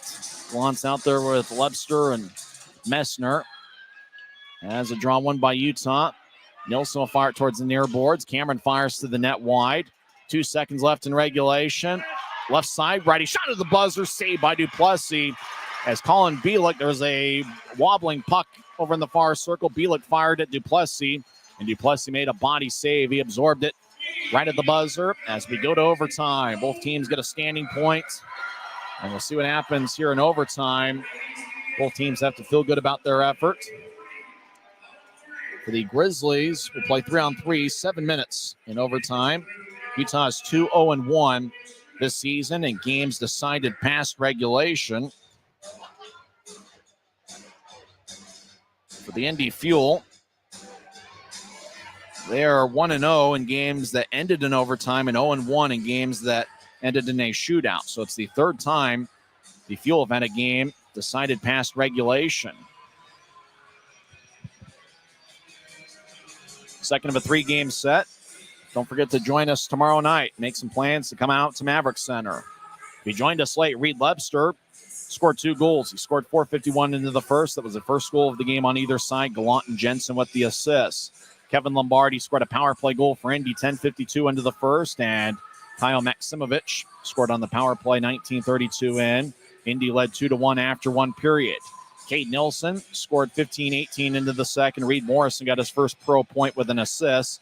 Cam Hausinger scored Indy's third power play goal of the game. He scored 17:31 in. Fuel led 3-2 after 2 periods. Reed Lebster with his second of the game and 5th of the year as he scored from the right wing. Dunn and Wood with the assists. Grizzlies had 3 scoring chances in the third period, 12 through regulation. For Indy, 14 scoring chances through 3 periods.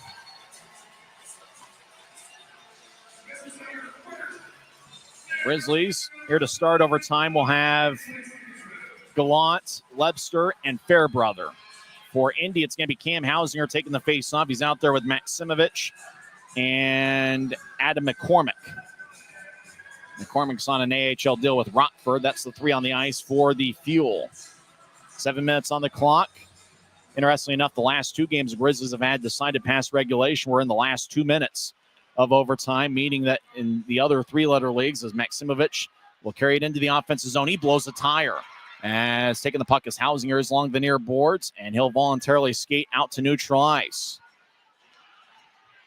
In the 3-letter leagues, last 2 games decided past regulation would have gone to a shootout. The extra 2 minutes helped decide the game in overtime. Maximovich, right side, shot is blocked. Maximovich tries to muscle towards the net as he got boxed out by Fairbrother behind the net. Puck ends up to the right side. Maximovich couldn't get a shot off. Grizzlies clear it out to center.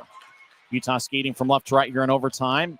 As McCormick gets it, he's an outstanding skater. Good player on an AHL deal. He'll get it ahead to Burke over the line. Nathan Burke, who had an overtime game winner for Utah in February of 2024 against Idaho. There was a basketball screen in the high slot, and it's going to be called as Brian Lemos can't believe it. He picked Cody Corbett in the high slot, and he's going to get a 2-minute interference penalty. Interestingly enough, in those 2 overtime games the Grizzlies had in the last road trip, there was a power play on each occasion. Brian Kanasowicz has not used this timeout yet. This would be the time. He gets the clipboard out, and I believe Utah is going to use their timeout. Kanasowicz calls timeout as Grizzlies will set up their 4-man unit looking to win the game here in overtime. There's quite a few people tuned into the game from Indiana, as their Fuel have played pretty well this series. Unfortunately, Indy doesn't do a road broadcast of any kind. Interference is the call on Lemos. He just kind of set a basketball pick at the high slot, and Corbett ran into him. I'm pretty sure Corbett knew he was there, trying to force the action, see if he can draw a penalty, and the purchase was made. Gallant is going to be on the ice. Love these jerseys, but the white numbers make it a little bit tough. Lebster's out there with Fairbrother and Mick Messner. 3 forwards and 1 defenseman on the ice. Lebster, Messner, Gallant, and Fairbrother. It's tough to score on Ben Gaudreau. He's only 21 years old. He's on an AHL deal, but I got to imagine Gaudreau, boy, you give it another 4 or 5 years, he could develop into a possible NHL goaltender. Hausinger's out there with Cameron and DJ King. So 2 defensemen, and Hausinger's the 1 forward on this shift for the Fuel. Gallant will take the draw against Hausinger. 6:09 is left in overtime. We're tied at 3.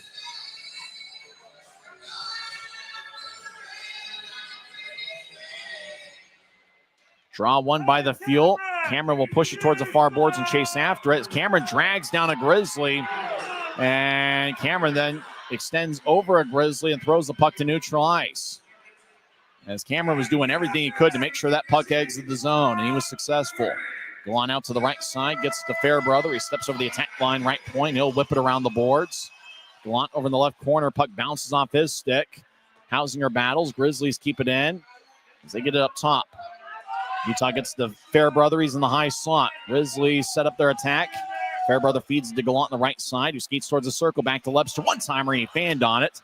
Indy slides it along the near boards, does DJ King, and it goes all the way towards the Utah line. Fairbrother runs it down there, and he gets it ahead towards Messner over to Lebster as Indy switched up a couple skaters while the puck was at neutral ice. Lebster right side on hat trick watch. He's got 2 tonight. He'll push it up top to Gallant on the right point. Gallant surveys. He'll shuffle to his left. Now he'll push the puck to Fairbrother. Fairbrother left side takes a lefty shot, and got redirected, and it goes wide. King will get the puck, and he'll helicopter it all the way towards Duplessis. The puck skips, and Duplessis gathers it and will fire it off the near boards for Gallant. Grizzlies switch up skaters. Corbett's on the ice. Puck goes to the right side. Berg will skate to the right point as he dangles the puck back and forth. He feeds it up top to Corbett. Corbett in the high slot. We'll move it to his left for Wood. Back to Corbett. Over to Manning. One-timer is kicked away by Gaudreau. Manning gets it back. He'll move it to Wood. Wood gathers it left side, just outside the circle, over to Corbett. One-timer saved by Gaudreau as he's just snatched it around the logo of his jersey as Indy, after the whistle, bullying Manning around, probably hoping that Manning can lose his cool and get a penalty. 23 seconds are left in Utah's power play. Boy, Corbett fired a rocket there from near the blue line, but just fired it right into the chest of Gaudreau. And we mentioned the Indy goaltender playing well. One of the big things that you notice is that he doesn't allow many second chances. He does a great job controlling the rebounds, especially on hard shots like that. Corbett is the one defenseman. Wood will take the face off. He's got Manning to his right and Berg to his left. For Indy taking the draw is Hausinger. He rams into Wood, who takes a seat. Corbett comes out with the puck on the right side, skates towards the middle, take a shot, and it gets blocked out in front of Gaudreau. Gaudreau loses his helmet as he falls down. Are they going to call a penalty? There was a lot of traffic out in front. Brenton was battling with Berg, and the whistle blew when Gaudreau's lost his helmet. Brian Kanaswich talking as the Grizzlies are using this time where Gaudreau gets his helmet back in place. Grizzlies are using it almost as a second timeout. Referee wants to get the 4 Grizzlies back out there. Now remember, when Lemos comes off the ice, we will skate 4-on-4 until the next whistle. If the Grizzlies don't score here in the rest of this power play. Gallant will take the face off against Indy's Hausinger. Webster, Messner, and Fairbrother are on the ice as well. 4 minutes and 24 seconds are left in overtime. And remember, if Indy gets the puck when Lemos comes out of the box, watch out for that long stretch pass towards Lemos. 15 seconds are left in the power play. Critical face-off. Colin Klein and Dorsey linesman taking his time to drop the puck, and he does. Kind of stays in the circle. Now it fires to the near corner. Run down by Chris Cameron, and he'll slice along the far boards all the way towards Duplessis, who will get to the right circle, and he'll lay it for Fairbrother. 2 seconds left in the power play. Lemos comes out of the box. We'll skate 4-on-4. Fairbrother left side will take a lefty shot, and that's blocked by DJ King. And the puck trickles off the end boards onto Gaudreau, who covers up. He stops play with 4 minutes and 3 seconds left in overtime, meaning that we go back to 3-on-3 with the next face-off.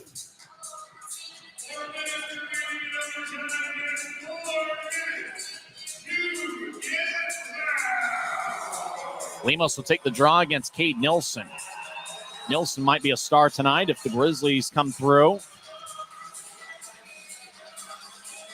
Nilsson's played a complete game, as we've mentioned. He's been impressive tonight. Probably the best game he's played as a Grizzly. Draw won by Indy as Ty Farmer skates around the net. Is that an announcer jinx? I don't think so. Puck fires towards the near side. Run down by Nilsson. He's in the Grizzlies attack zone. He'll voluntarily push it back to Armstrong at the Utah line. Grizzlies will get towards center ice. Armstrong lays it for Dunn. Kabori Dunn on the right side, his first shift of overtime. Steps over the attack line. Veers off to his left, looking for Nilsson, but Nilsson was coming off the ice. He had lost his stick. Indy will skate in. Lemos, left side. Dangles towards the circle. Gets up top looking for Farmer. As Farmer gets it in the left point, we'll switch places with Lemos. Now Lemos gathers it in the high slot. He'll skate towards his right. Lemos now on the right point. Pushes the Farmer. Farmer. They'll skate towards the far corner, and he'll back it out towards Maximovich. Grizzlies cut in front of him, and the pass was kind of soft. As a 2-on-2 battle along the far boards, Maximovich battles. He takes the puck away, throws it towards the middle. Nobody was home. Puck ricochets off the near wall. Sajan at center ice. He's a very skilled forward. Crosses center. Sajan over the line, right side. Gets around a Grizzly defenseman. Skates in. Shot saved by Duplessis. As Kabori Dunn did a good job cutting off Sajan's angle. He didn't get much strength on his shot. Less than 3 minutes left in overtime. Dunn backs it out. Remember, if nobody scores in overtime, we'll go to a shootout. And both goaltenders have been pretty good tonight. Grizzlies will carry it out to neutral ice. Taking the puck is Buell. So skate towards the Indy bench. Now he'll pivot and do a bit of a half circle towards the near circle of the Grizzly zone. He'll nudge it ahead towards Fairbrother. Fairbrother at neutral ice will dangle with the puck. He'll skate down the middle. He steps over the blue line. As Fairbrother now on the left point. Skate towards the corner, looking for a centering pass out in front. Kind of a half shot that kicks off a Gaudreau. And he comes back the other way, quick in the transition game. Luke Salem steps over the offensive line. He lost his balance. Grizzlies get it ahead. And they're looking for Buell. Pass goes by him. And icing is on Utah. As Grizzlies tried to advance it out towards Buell. He was along the near boards, but he didn't get a piece of the puck.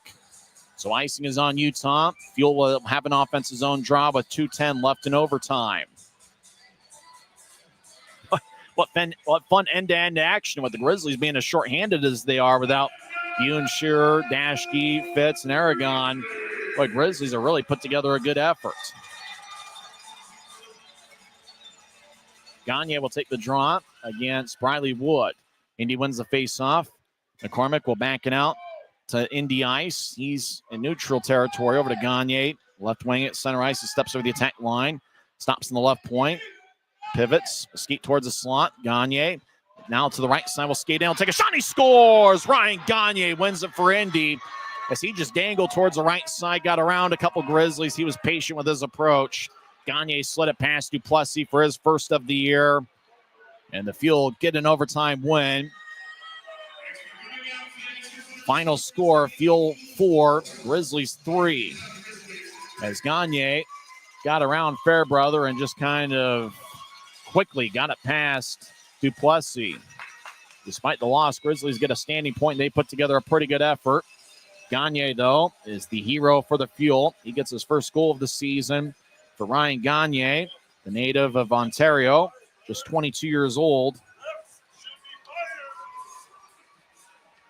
Gagne had 8 goals in 53 games with the Indy Fuel last year. He also had 1 goal with the AHL's Rockford Ice Hogs as he's in his second season as a pro. Final score, Indy 4, Utah 3.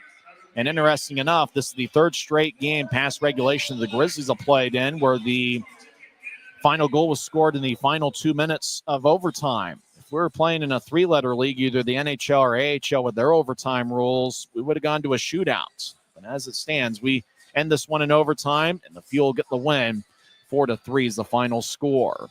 The post-game show starts in 30 seconds. Once again, the final is the Indy Fuel 4 and the Utah Grizzlies 3. Smith's always gives you more ways to save on top of our lower-than-low prices. And when you download the Smith's app, you can enjoy over $500 in savings every week with digital coupons and earn fuel points to save up to $1 per gallon at the pump.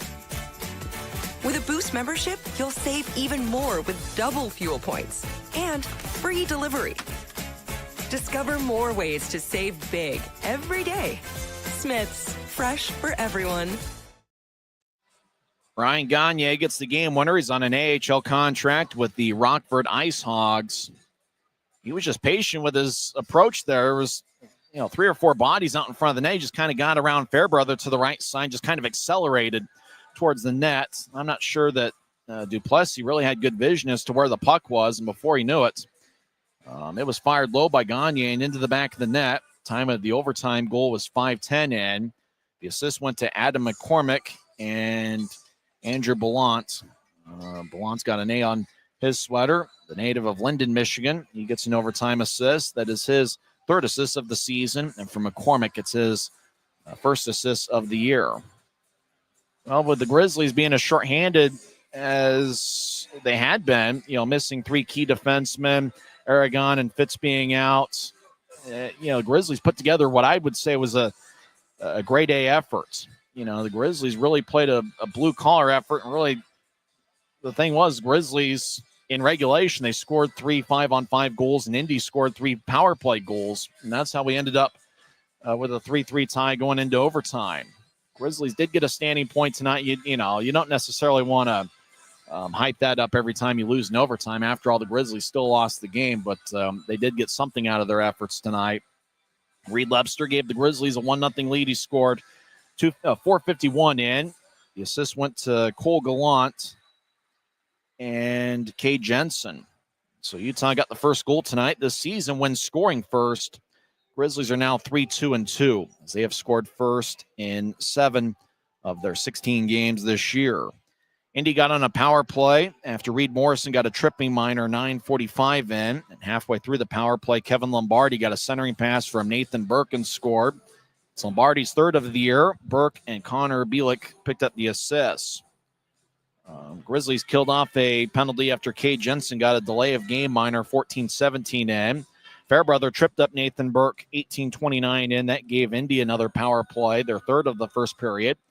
And Kyle Maximovich scored his 2nd of the year as he fired a low liner on a one-timer from the right side. Didn't look like he got all of it, but it just somehow snuck past Duplessis, either just past his left ankle or maybe even under Duplessis' pad. The time of that goal was 19:32 into the first. Indy led 2-1 after one period.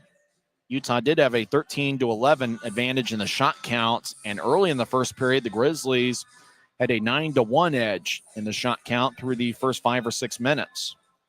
Grizzlies tied it up 15-18 into the second. Reed Morrison collected a puck as Indy turned it over, left point of the Fuel zone, just moved it towards his right on an angle to Nilsson. Nilsson got it and fired a backhand shot that went past Gaudreau to tie it up. And as you mentioned, Cade Nilsson did just about everything tonight, and a lot of it was away from the puck. You know, he won some key face-offs. He played a physical game, which the Grizzlies needed to do, especially against a big Indy team. But Cade Nilsson, I think by far this was his best game as a Grizzly.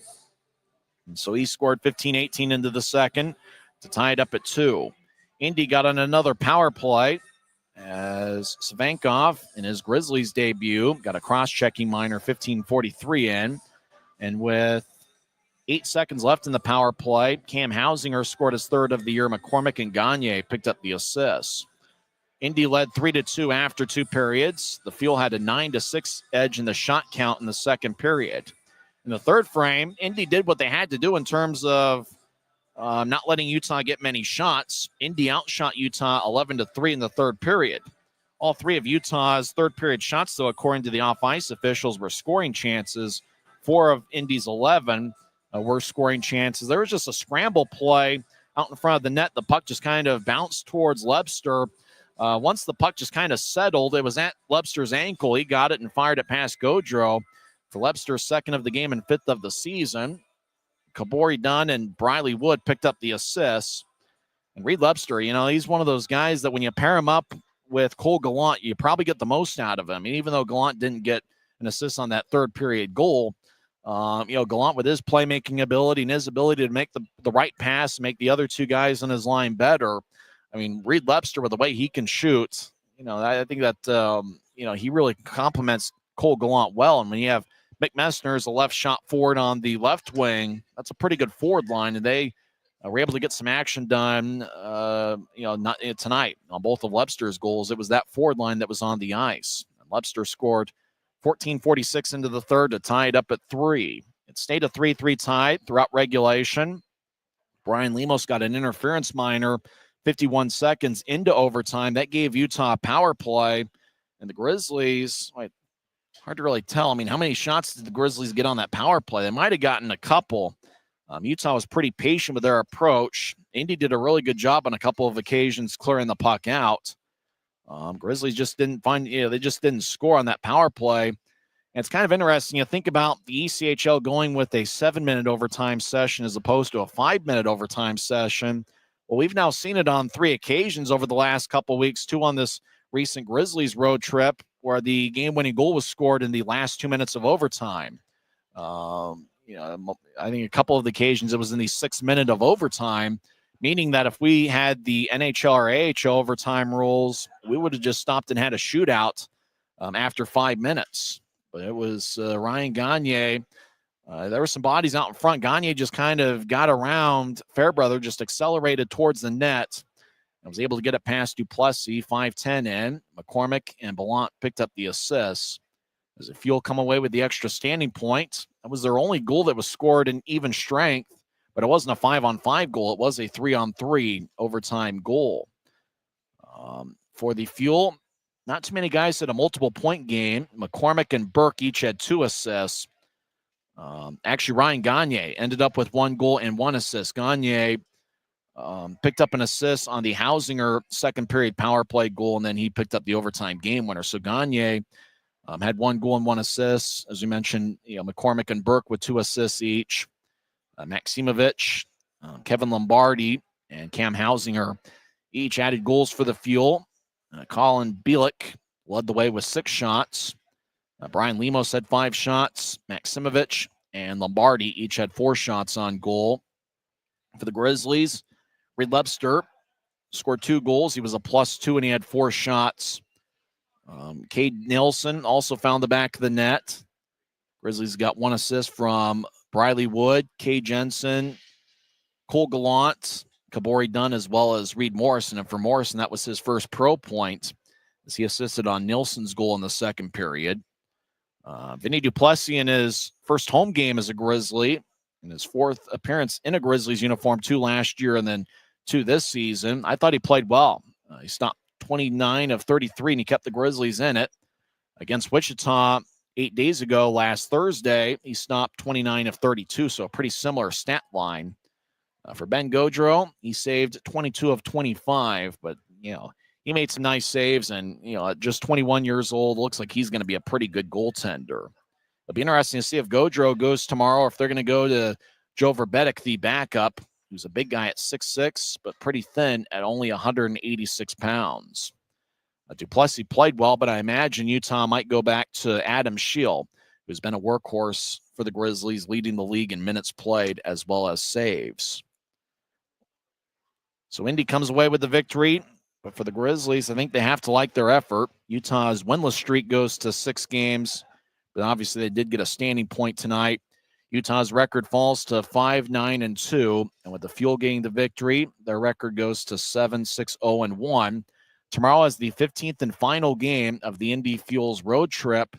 Their home opener is next Friday against the Iowa Heartlanders. Now remember, with the Fuel kind of holding ground here and playing over 500 on the road to start the season, once they get home, they're going to have a ton of home games. In fact, probably 2/3 of their games are going to be at home the rest of the way once you get past this road trip this weekend. And so there's a lot of optimism there in the Central Division, which looks like it's going to be pretty packed.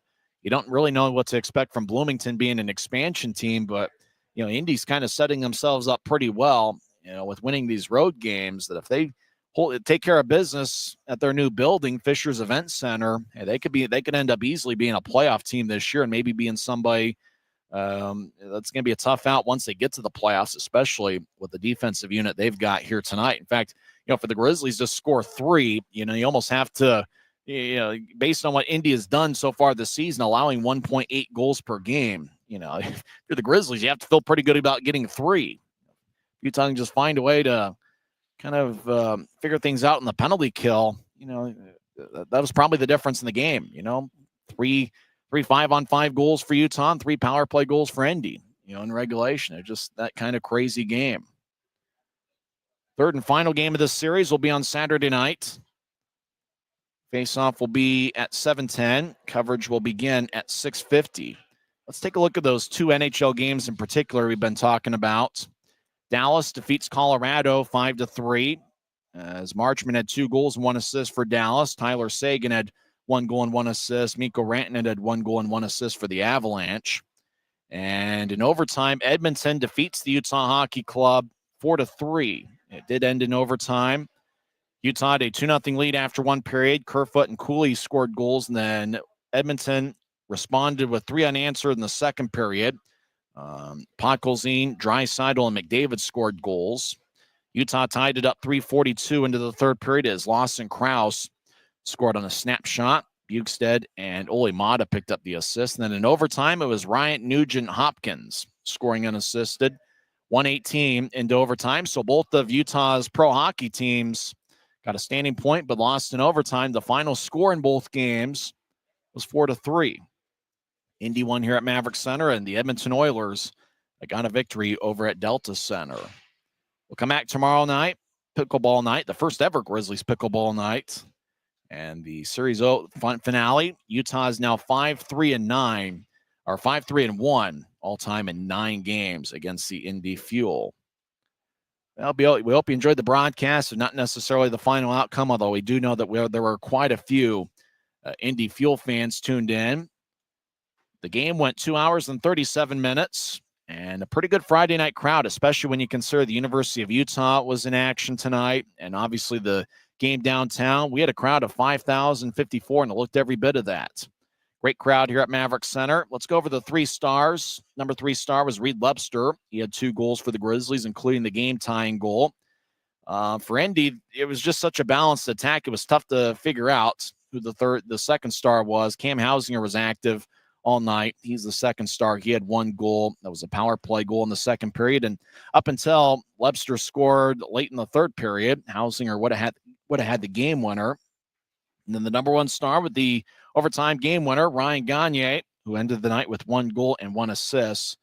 He is the number 1 star of the game.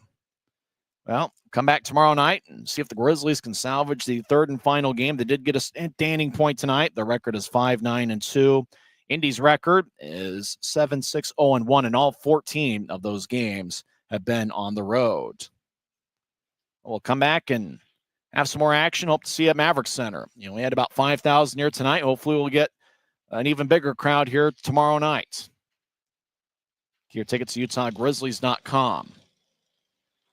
Well, I'm just trying to live my dream, and my dream is to someday wind up in the NHL, and hopefully someday we'll get there. But this one was a fun one here at Maverik Center, and hopefully someday, just like every player and every coach, we all have that same dream, and that's to somehow, some way, get to the National Hockey League, and hopefully someday our dreams will come true.